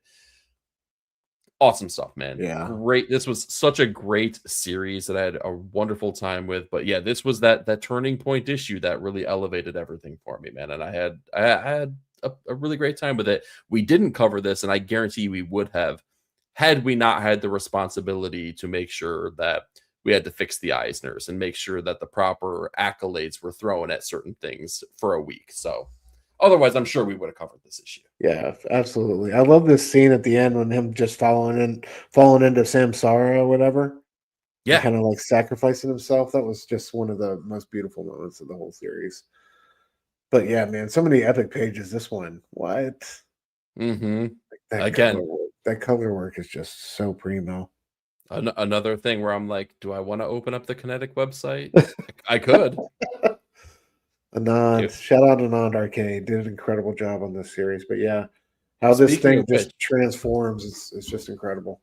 And I love that he has to fight the fight on two fronts, right? And not only this, but like this other version of himself that thinks he can fix everything. Yeah, exactly. Yeah, it's like because I'm trying to remember back, but yeah, that basically the parallel version of him, the solution was ultimately never going to work at all anyway. It was going to still become the solution was an end of all things, regardless of anything. So yeah, so it was a great series. But Ram V, Anand RK, Evan Cagle, and a couple other individuals just signed a brand new deal with a French distribution company for some new projects that are going to be coming out. So I'm so happy that Ram V and Anand RK are going to be tied at the hip for a little bit and just doing whatever the hell they want to do, man. That, brother. Yeah, and Image is going to be publishing the English versions of those things too. So It's going to be great, man. We're going to be eating good here, and I'm excited for that duo to just get to hunker down and just tell the story they want to tell, because like history has shown us, man, it's going to be great. Absolutely, such an incredible, both incredible writer and artist. But like getting together, anytime these two do, it's something special. As you can see right here in these pages, right? Incredible art, and yeah, this was one of the very best stories I think of 2025, without a doubt. Yes, I sir. I love this old school throwback stuff too, because we really didn't get that in any other issue, man. Those are just, I love all those panels. Mhm. That's just beautiful.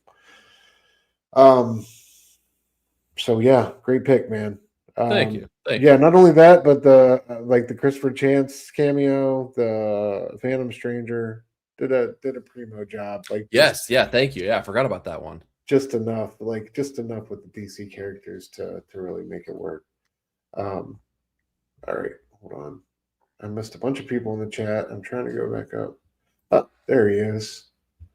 Fellas, I missed you. Happy New Year. Wish I didn't miss so much of the stream. Bro, you're right on time, man. It's good to see you. Oh Thank yeah. you for coming through and making time for us. Happy New Year. Hope you're doing well. We missed you too. Chokos, what up, bro? Station, good to see you, brother. Oh yeah. Thank you for coming through. Good to see both of y'all. Omega says, I've been trying to think of single issues, not necessarily my absolute faves, but things that come to mind is something like the Ultimates number 11. Okay. That was the I think that was the Asgard one. I'm trying to recall which issue that was. Like issue 4 jumps out at me. There's a couple other issues that jump out. I can't remember. Because like the Bucky Barnes one was right around there. So like I think that was Asgard. Oh yeah, the one where they go to the camp and they find the revelation and of Namor all stuffed and mounted and good lord, yeah, that was brutal. Ace issue 2 as well. That's 2 votes for Ace issue 2 tonight, both from Omega and Bob. Choco's Terminator number 10 was one of my favorite issues of the year. I love Terminator 2, and that issue connects with first 2 movies in a very cool way. Hell yeah, bro. Dude, really? Okay, because that was my beef That's with dope. the early issues of Terminator. Was just like, okay, I doesn't need to tie in, but like kind of make it tie in. Give me something in that world. Give me something. give me a crumb to nibble on there. Yeah, I never got to that one, man. I gotta get there. Hell yeah. Oh, Simpleton in the building. What up, brother? What'd you miss? We are on our we're covering favorite single issues of 2025. Some of our favorite single issues. We have covered the G.I. Joe Beachhead issue, courtesy of Phil Hester. We have covered Wolverine, courtesy of Chris Claremont and Tom Riley. Power Fantasy number 12, Conan number 25, and Absolute Batman number 12. And now here we are on Resurrection Man. Yeah, I think you were just about to talk about the part where you hate custom bound books too. I can't remember. I didn't want to interrupt you, but like, go ahead. You can continue. Don't do that. Y'all make sure you're following Simpleton. Simpleton DC on Instagram. One of the finest craftsmen out there, man. Just doing incredible stuff. Yes. Good to see you, brother. Thank you for coming through. No, you did not miss the Ram V show. We will not let you down in that regard. Omega says I was first introduced to Human Target and Vandal Savage amongst just an amazing story. Yeah. Mm-hmm. Yeah. This one had a nice little cast of DC characters. Oh yeah, thanks, bro. I do have a fresh ink vid on the Resurrection Man, so check that out. If you guys are interested. Oh yeah, it's going to be a great reread altogether. Oh yeah, this guy was devouring planets and still wasn't satiated. No, bro was eating everything up, man. Eating us back to the end of time. Hey, Sleepy in the building. What up, man? What up, Sleepy? You guys are never late. Appreciate you making any time for us. So thank you guys for coming through. Hope you're doing well, brother. Happy New Year. Good to see you. Sleepy's out there in the West Coast, man. I tell you what, I don't want to place those Seahawks, bro. They do not look like a fun. No, I didn't even want to like whisper it into existence, man, because they're the most complete team in the NFC right now. And they got that home field advantage. They're going to be scary. I know. Somebody else go do the dirty work, please. I know. Please help us out. Gabe said Ice Cream Man number 43, the one with all the different writers. Oh, nice. Yeah. Yeah, that was really cool. Zoe's story was devastating. Zoe's story was the best of the bunch for me. Oh yeah.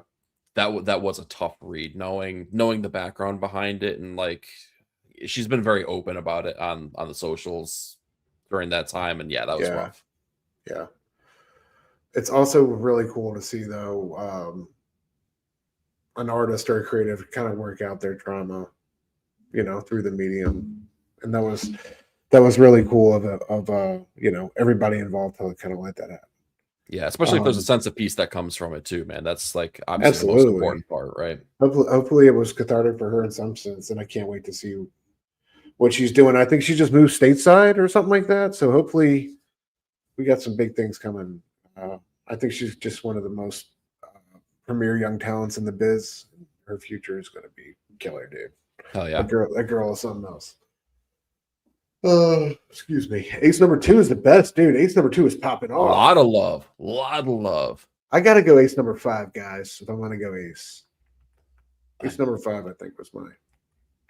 I'm trying to think what my favorite issue would have been, but yes, I think I agree. Issue number two was like, it was the thing that I feel like set the tone for the book even more so than issue number 1. Mm-hmm. Issue number 1 was a little bit more playful. Issue 2 was a game setter. Yeah. Did you say 5?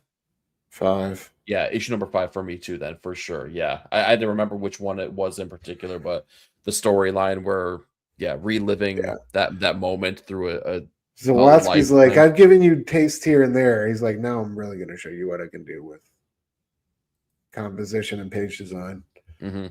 All right, gang. Last book of the night, Ultimates number 17. I don't think we covered this one on the show.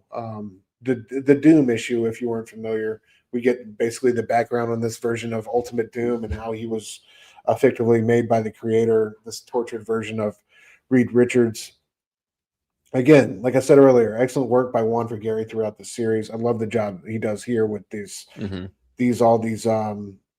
shape, and how it's written, the shape of absence, and how Doom has felt something missing from his life, almost right there behind him, looking over his shoulder through so many different moments.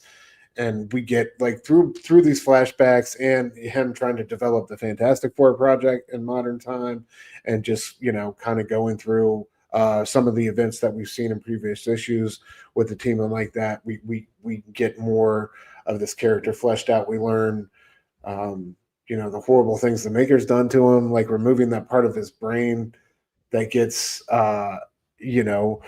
euphoria and joy from a discovery, or making everything just fit, or solving a problem, which we know is a huge driving force for Reed Richards. And just seeing how he's dealing with all this trauma, and then towards the end, the conversation he has with Hank Pym, and Hank telling him, just because you're broke doesn't mean you need to be fixed. Like, one of the best lines I think we got in comic books in 2025. Such a profoundly well-written issue. Just the transitions he does throughout here, dude. Like, he'll be writing about Doom's torture in one panel, and we'll go to the next, and there'll be some like small connecting thread, whether it's thematically or like wordplay or something. It's so brilliantly structured, one on top of the next. Like, there's this one scene where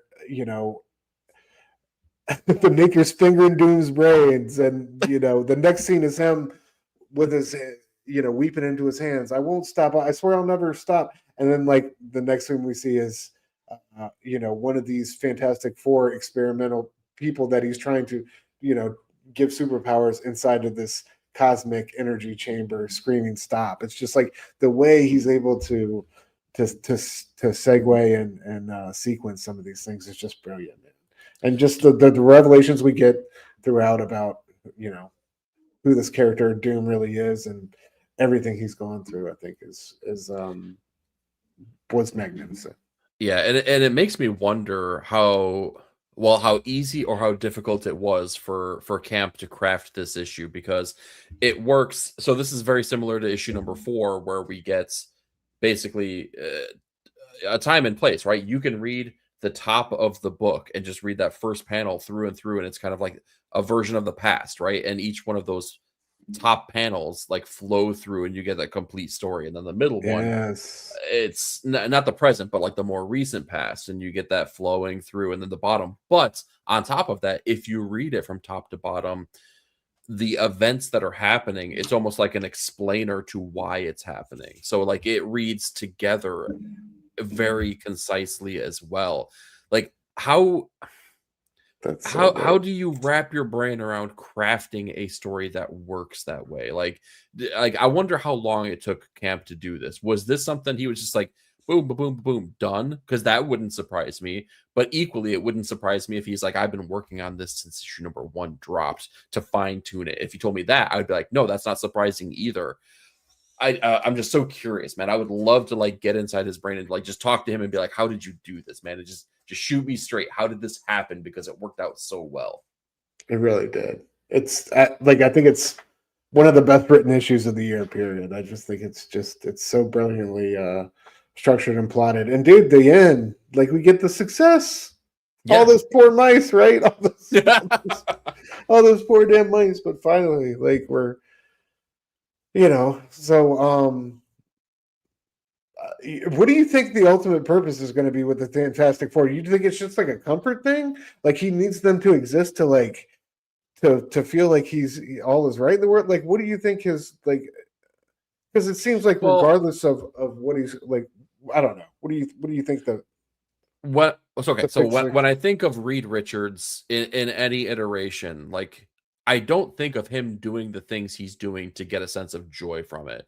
So when the maker removed that like that mechanism for the dopamine dump when he learns something new, I don't think that that has any impact on him whatsoever, because I feel like what's always driven Reed has just been an inherent obsession with whatever, right? From getting to point A to point B, from like putting the pieces of the puzzle together. So like while there's not happiness in doing this, I still feel like there is a drive like just like to get the thing done, to get to the finish line. And I feel like I feel like we could probably relate to that in real life too. Like sometimes there's no joy in the things that we do, but we put a lot of damn effort into the thing and we like push forward. And I feel like that's more in tune with what's the Reed Doom is in this yeah, universe as opposed to the 616 Reed.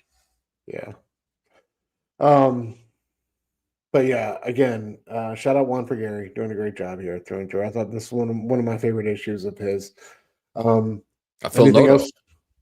Oh, this is Phil Noto? The Phil Noto, yes, Oh, exactly. damn. Yeah. Phil Noto was the dude that took that did issue number 4, and he did this issue right here. He did a I great will job. second, yeah, I'll second you though, because Oh I shit, feel my bad. like Juan Man, my Frigeri bad. leveled up with each issue as the series has gone on. I remember it was a sore spot for me because it wasn't vibing with me to the point now where I'm talking about his artwork in really high regard.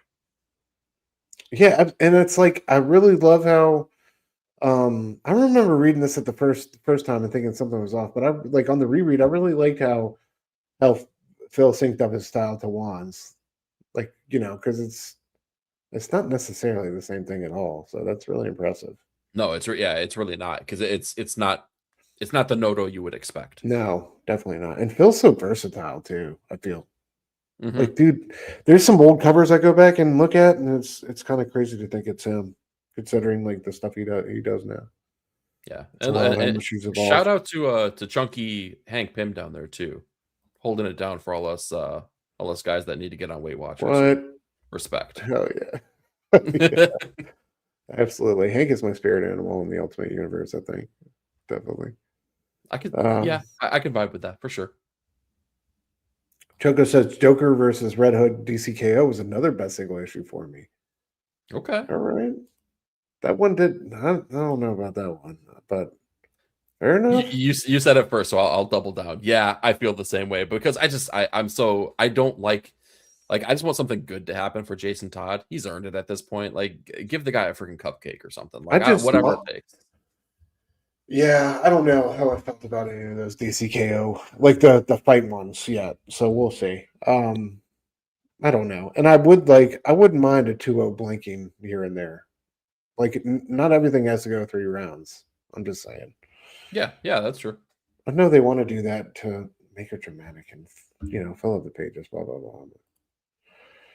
Anyway, Gabe says Godzilla's Masterpiece Theater #3. Tom Scioli. I always feel like I'm mispronouncing his name. Came out in January and was a great explosion of crazy imagination from Scioli. Offbeat, trippy, and tons of fun. Hell yeah! E's favorite book, one of his favorite books of 2025. E, you want to go ahead and talk about how much you love that one? Or Oh man, I really like his work. I really do. Tommy S and me, we're buddies. We're friends. That one didn't. That one didn't do one it for me. didn't resonate with you? I loved it. It was wild. It was a bunch of wild manic pulp action fun. So it's like just when you thought you couldn't get another character added into the mix, they doubled down in the best way. It was Yeah, was it fun. definitely subverted expectations. I can say that much. Kryptonite Spectrum #4. Hell yeah, great pick here. Favorite of the series. The pinnacle of Mhm. Silver Age fun through a slightly twisted lens. Fantastic stuff. Hell yeah. I don't know if it was #4, but the issue where we saw her killer appearance was my favorite of the year. That one almost made it onto this list, but we talked about that issue so many times. Yeah. Second, is it the second issue? Was See it? how the town changed? I don't know. But I can't I remember. think it Yeah. was the third issue, I want to say. But man, Horvath has come back just like really just blew me away with like how strong of a story that's been so far. And I cannot wait for that conclusion, man. I am on Yeah. the edge of my seat for that joint. I remember I made the bold statement. good. I'm enjoying it more so than volume 1. And I don't know if that's the same feeling for everyone else, and maybe I jumped on the train after the hype had died down a little bit, or maybe I whatever. But like I don't know. I still feel that volume 2 is a stronger story than volume 1. Ooh. Yeah. Okay, I like it. Hot take time. Choka says fair, but it's just a nice little fight with the Joker twist at the end. It's not to try to tell a big story. It's just a fun single issue. Fair enough, bro. I'm not. It just didn't resonate with me. I mean, I definitely love the KO premise. I think it's had some. There've been some brilliant moments. I just didn't think that one wasn't like one of my more favorite ones to spotlight. But Yeah. hell yeah, DC's killing it. I just love everything they're doing right now. So Hey, back off. I'm the DC shill around here, okay? and dude, Calm down. fair enough. Speaking of those covers, though, I mean those issues. How great have those Jorge Corona covers been, bro? Dude, What? Jorge, dude, he's just, and the thing is, he's just getting us ready for when Lobo hits, because once Lobo hits, we're all gonna have our brains freaking explode from the magnificence that he's gonna do with Scotty Young, dude. Absolutely, I'm so excited. absolutely. Oh, what is this here? Wait, is that why I ended up with these copies of Godzilla Masterpiece Theater? E, what? Do you have a response to that? I do. Yes. We don't lie That's here on awesome. Ink and That's Insights, awesome. okay? More importantly, I supported an artist, a writer artist. Maybe it didn't resonate with me, but it resonated You big did. time with you, and it resonated with Nick. So Oh yeah, I'm the odd and man I'm out glad. here. I'm glad you gave it to Simpleton too. So he's Yeah. going to do something magnificent with it. So Omega said, "I love Godzilla, but you can get into the Masterpiece Theater books." But hell yeah, bro! See? They were a lot. They were a lot. DC shills. Yes, that's right, bro. We are here to shill for DC. Oh yeah, love DC right now. Everything they're doing. Hell yeah. Here for it. All right, E, let's do our. That'll be it for. Thanks for bringing that list, man. That was great stuff.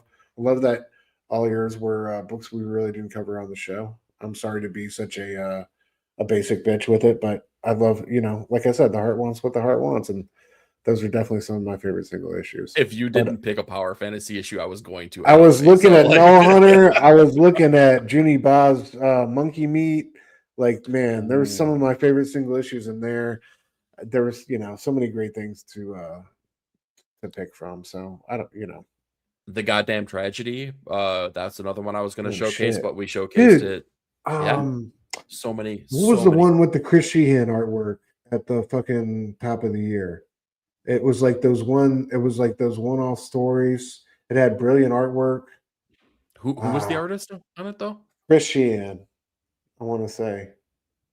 Give me something else to go off of. It was like it had some title like Everything Dead and Dying. It was like one of those things. It was like Lonesome was in the title, I want to say.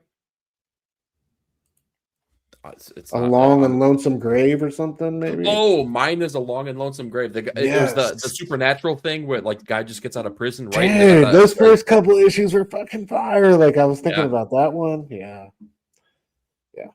Good Yeah, stuff. there's a lot of comics that come out within a 365-day period.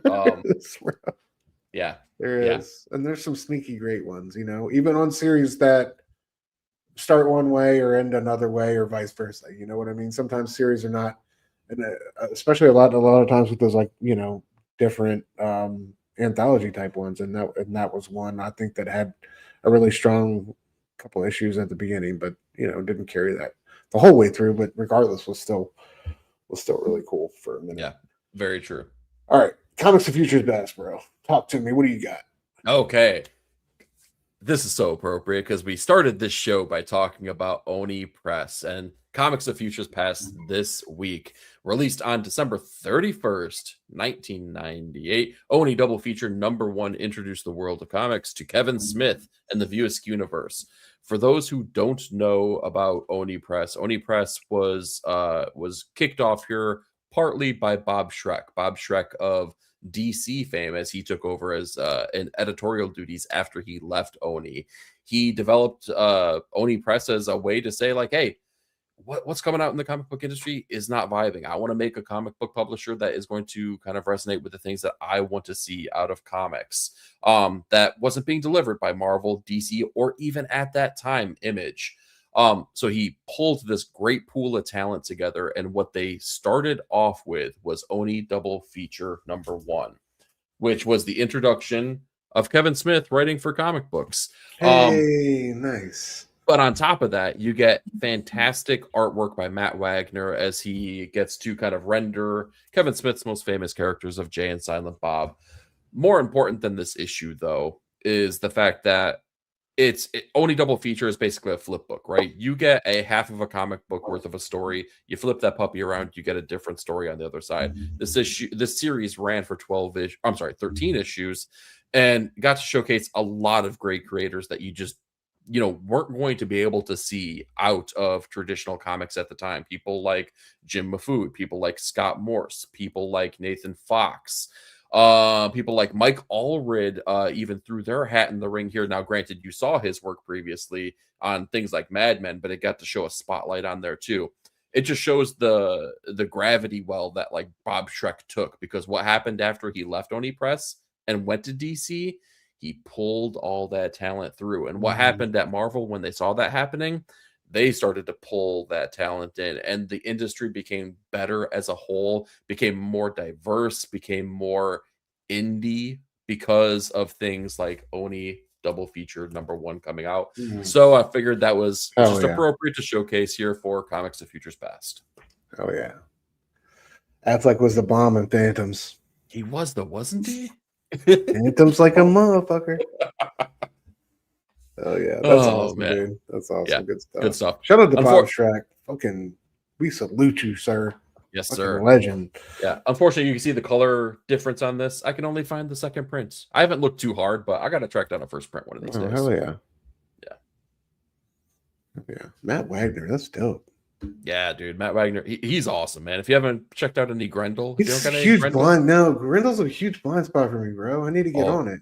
Dude, you would love it, particularly because that's some of the earliest work, at least that I've seen, of Tim Sale. I was just about to say, like, the guest artist on that. Like, I know Tim Sale's stuff looks so dope. Like, exactly. I need to get me a nice collected edition and get cracking, because that's definitely worth owning. I see him, Velocity. I see him in my shop every time I go in there. They're always staring at me. I'm like, always, is it time to start Grendel yet? I got to get on it. Well, Lord knows it's only the 7th of January, and if my count is correct, you've already read 653 comics. So, like, I know you could do it. Yeah. That's the best feeling, man. When you're just free falling down a rabbit hole, like you've discovered a series, and you're just like eating it up. You Yep. got like a good 30 issues in front of you, maybe more. Ah, it's the best feeling. Dude, yeah. Your experience with Lazarus too makes me jealous because I jumped into the newest series without reading any of the other stuff, and I enjoyed it, but I But still felt it's I still yeah, felt too lost. I mean, it's building on stuff from way back. Like that's what I love about it is the way it takes its time with the story arcs. It's definitely a definitely more rewarding experience to read all collected and bunched up together because like it's been since 2013 that the first 28 issue volume dropped and then it picked up over time. I think another 6 issues here, 6 issues there, and then this last 6 issues. So yeah, man. But Michael Lark, dude, I love his artwork, man. Since Mhm. I first got introduced to him on Gotham Central, and of course the stuff with Brubaker and Cap. So I was to say man. He's done work with Brubaker, not only on Cap but also on Daredevil too. So yeah, Oh, okay. Oh, what a great artist for Daredevil. Fuck, I dude. know, I know. Such a great artist for that. Yeah, dude, I just love his style. It's just I love that gritty noir tinge vibe of it all. Anyway, enough rambling. Let's get to our even though it was a thin week, we did our due diligence and we scrounged up a covers of the week for y'all. Talk to him, bro. I can't wait to see if you actually threw in my fourth one too. Escape. We already talked about a fantastic issue. Trad Moore has done variants, I think, for every single issue, and I feel bad that I haven't showcased any of them, but no time like the present. So Trad Moore of Luther Strode fame, of Yes. Doctor Strange Fall Sunrise fame. Great dude, awesome artist here. Loved his cover. You did include it. It was slim pickings, peeps. It was slim pickings. So why not? Why not show the wealth of opportunity that could be Yeah, for I a saw blank this. I was cover? like, he's really on his bullshit tonight. That's it. Just close your eyes and imagine this could be any artist at any time frame, and it could be any image you want. That's the And I hate potential. that fucking. I hate that banner that they have on those fucking covers. Ruins all these covers. Dude, what if Mm. the Ultimate Universe doesn't end? It's really just that side panel that dissipates and disappears, like Thanos just snapped it out of I fucking hate existence. it, dude. Between they massacred those Chiquetto and those Dyke Ruin covers for Ultimates. Hmm. Anyway, Yep. Yep. Hey, this belongs on here. yes, Omega was Oh yeah, just talking about this, and I was like, yep, I wanted to say, just wait, buddy.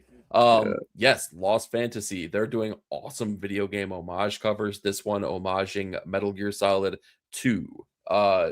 Great stuff, man. Like they've done awesome things with Zelda, a multitude of Final Fantasies, if my memory is correct. I think they even did other Metal Gear ones, but like they got that PlayStation 1 and PlayStation 2 vibe. It brings me back, man, because I definitely owned those video games back in the day. So I had to showcase that one. Oh yeah.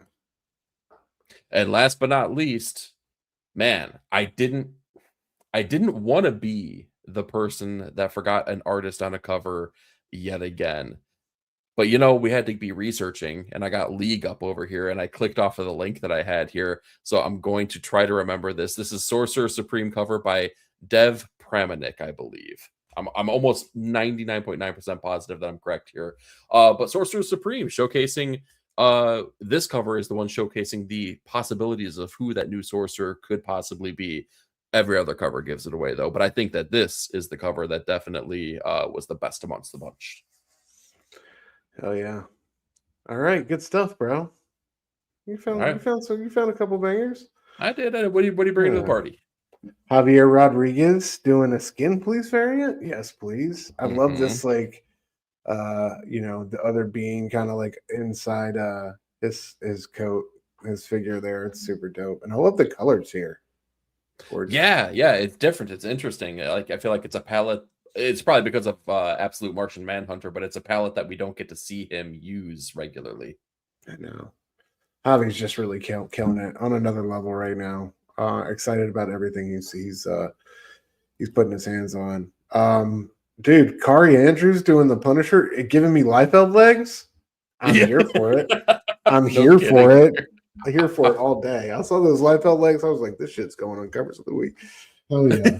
So I just love this, like, um paying homage to my idols of the '90s, like kick that Kari's been on real recently here between this and his work on Spider-Man and Wolverine. But like just a brilliant chameleon of an artist. I think has had so many interesting phases and looks and different approaches to the comic book. And I think what he's doing now is awesome. Just really kind of putting his heart on his sleeve and showing love to those that influenced him coming up here recently. So wanted to shout that one out. I love this. This is a like a fourth printing or some shit for Escape #1. Let's go. I saw But that I one. just That looks yeah, awesome. dude, love this War Bonds kind of setup for the reprint, man.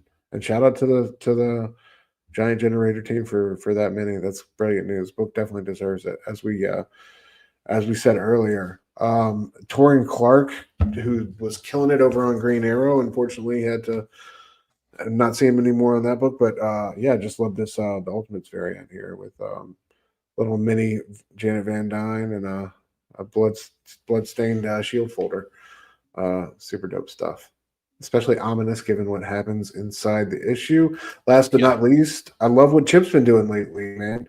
This one was gorgeous, and the life story in the vein of his Spider-Man life story covers. But yeah, between this and like, I think that's his design behind those Armageddon covers, like with the line coming all across the page and the superhero at the end of it looks really really Hmm. dope. Look, I love Chip's kind of like a restrained aesthetic. It's always worked for me, and yeah, just it's cool to see him doing art. Hopefully, we'll get some more of Chip's art. I guess in what's it called? Is Dude, are we supposed to get more issues of that in 2026? well, which one? Um, What? Public the domain? the one he wrote, yeah, public domain, the one he's writing and drawing. I don't know. Hopefully, Okay, whenever it comes back will be the right time. Hopefully, the yeah, sooner rather than later. yeah. Keep an eye open though, because Chip has a variant cover for that new Wolverine centric event that's happening at Marvel. That is like it's like Chip doing Barry Windsor Smith like Weapon X Wolverine. What? Yeah, dude. It Oh, I looks gotta check that out. Good it look, looks bro. really cool, dude. Oh yeah, definitely check that out. But yeah, that'll do it for covers of the week, y'all. Like we said, it was rough pickings, but I think we came up with some good ones. This week is going to be much better. We're going to have some fun books to talk about here next Wednesday. What are you looking forward to, bro? Batman Arc M. It's Scott Snyder and Frank Thierry, right? So I'm kind of curious to see what that balance is going to look like. I'm definitely curious to see exactly what's happening with Arc M and what it means because it's still kind of mysterious. We know more about it, but there's a lot that we Yeah. still don't know about it. Um, Juan Ferreira taking over artistic duties at least for a little bit on Absolute Superman, like coming off the heels of what he did Wait, with what? yeah, dude. Yeah, coming off Oh of the shit! heels of I had no TMNT. idea. Yes. Yeah, I'm excited. I really want to see what he gets to do with the But shout color out to palette. Jason Aaron. I'm sure he had something to do with that, bringing him over. That's awesome, dude. Hell yeah. Yes, exactly. That must have been That's a awesome. team up that worked out really well on the other book and he was just like, "Hey, come on over. Come on over." Oh, yeah. Yeah, those were really cool. And then Jim's Up. I talked about, Conan kind of changing my life in 2025. We get the end cap. We get the end of the event that is the Scourge of the Serpent here. I've heard good things right now. Haven't read it yet myself, but I'm excited. That's probably gonna be the first issue I dive into tonight. Um, just off the bat, the first one I recommend, that Twilight Zone James Stocco issue was badass, y'all. Definitely like that one. Enjoyed that one. James writing and drawing that one. Love his style. Check that out. Arkham was solid. Um, I haven't really read. I did Ultimate Wolverine was a little bit of a letdown, but it's all right. Oh, after the I last issue was know so I good. had such high hopes, but they change artists on us, and yeah, Okay. All right. it's a bit, it's a I don't know. We're getting there, but yeah, I wish it kind of kept its foot on the gas, but it didn't. Especially because we don't have much time left, right? So Yeah, no, a couple more um, issues. I think maybe 3. Yeah, Batman Fraction and Jorge Jimenez as Batman. I think is going to continue to be just a great series. Such a fresh reboot. I'm loving that one all the way. I'm trying to see. I feel like I'm missing something. Sorry, guys. Give me 1 second. Let's There's see. not a lot. It's still a slim pickings kind of week. We got Arcadia, Batman Green Arrow, The Question Arcadia, Gabriel Mhm. Hardiman. Definitely excited for that one. And then I definitely want to see Jorge Fornes and Javier Polito and Marvel Black White Blood and Guts #4. I know that's like so random, but Jorge Fornes, like, I've been singing his praises. And then Devil on My Shoulder #2. I'm excited for that. Issue #1 was wild. Did you read that one, bro? Kyle No, Starks? no, that one slipped by the pile here, but Yeah, it's from Dark Horse. I'm excited for that one. nice. So, yeah. And then we need to get on that Arcadia train, man. For real, yeah. With everyone talking about how good it is, like, yeah, we're missing out clearly. Oh yeah. Real quick before we get out of here. Oh, Simpleton said Dev was one of the artists on Black Mamba. He is blowing up at Marvel now. Hell yeah. Dude, he did the series of X-Men characters with like black, white, and red on his Insta. Go check it out, man. They look awesome. Like it got me to the point where I was at his artist vendor. Like, how much are those pages? How much you selling that for? Oh yeah. Yeah, Gabe says I love how many former collaborators the Absolute Crew are bringing their homies to fill in. It's been really brilliant how I feel like DC is listening to their writers and artists in that sense. Marvel could definitely take a page from their book. Artist change on Absolute Superman is wicked, by the way. Cannot wait. Dude, I'm so hyped. That made my day hearing ones on that. Megan said Devil on My Shoulder was brutal, so much so I almost didn't pick out #2. Yeah, #1 was a lot, but we'll see where it goes. I'm still interested to see the story over there with on Dark Horse Comics with Kyle Starks. But that will be it for us tonight, ladies and gents. Thank you guys for coming through and spending an evening with us as we talked about some of our favorite single issues of 2025. Let these people know, when are the Inkies, dude? Inkies, yes. So keep your eyes open. The Inkies are going to be happening here, coming back 9-panel grid here as a kind of a special episode of notes of the from the editors on January 27th. So mark your calendars. We're coming back. Keep your eye on the Patreon too, patreon.com/Ink and Insights, where we will be posting the categories that we will be going over and nominating for the awards for this show. So we want to hear you. We want you to be an interactive part of the show itself. So we're going to get you a early look at what these categories are going to be. Get your list prepared. We want you guys to be part of this here. We want to hear what you guys have to say about this. But me, Stu, Nick, going over our best of 2025 kind of stuff here. Yes. Best artist, best writer, best this, best that. All happening end of this month here. So get excited. Yeah, can't wait. It's going to be so much fun, y'all. To break down 2025, it was a killer year for comic books, so we can't wait to talk about it with you all. But as always, like he said, patreon.com/Ink and Insights. You can find me at Dr. Doom's Fan Club, E at 9-Pedal Grid, NINE on Insta, and then Nick at Comic Culture on YouTube, and Nick _comic_culture on IG. Thank you as always to all y'all for coming through in the chat. We love y'all. Hope everybody's had a good start to the new year and 2026. If you guys aren't watching this live and you're watching on the rerun, sending love and appreciation out to you guys as well. Let me know in the comments what was one of your favorite single issues from 2025. But yeah, thanks again, guys. Look out for the Inkies coming later this month. Look out for the return of Notes from the Editor coming later this year. And yeah, look out for Ink and Insights all 2026. Until next time, y'all. Stay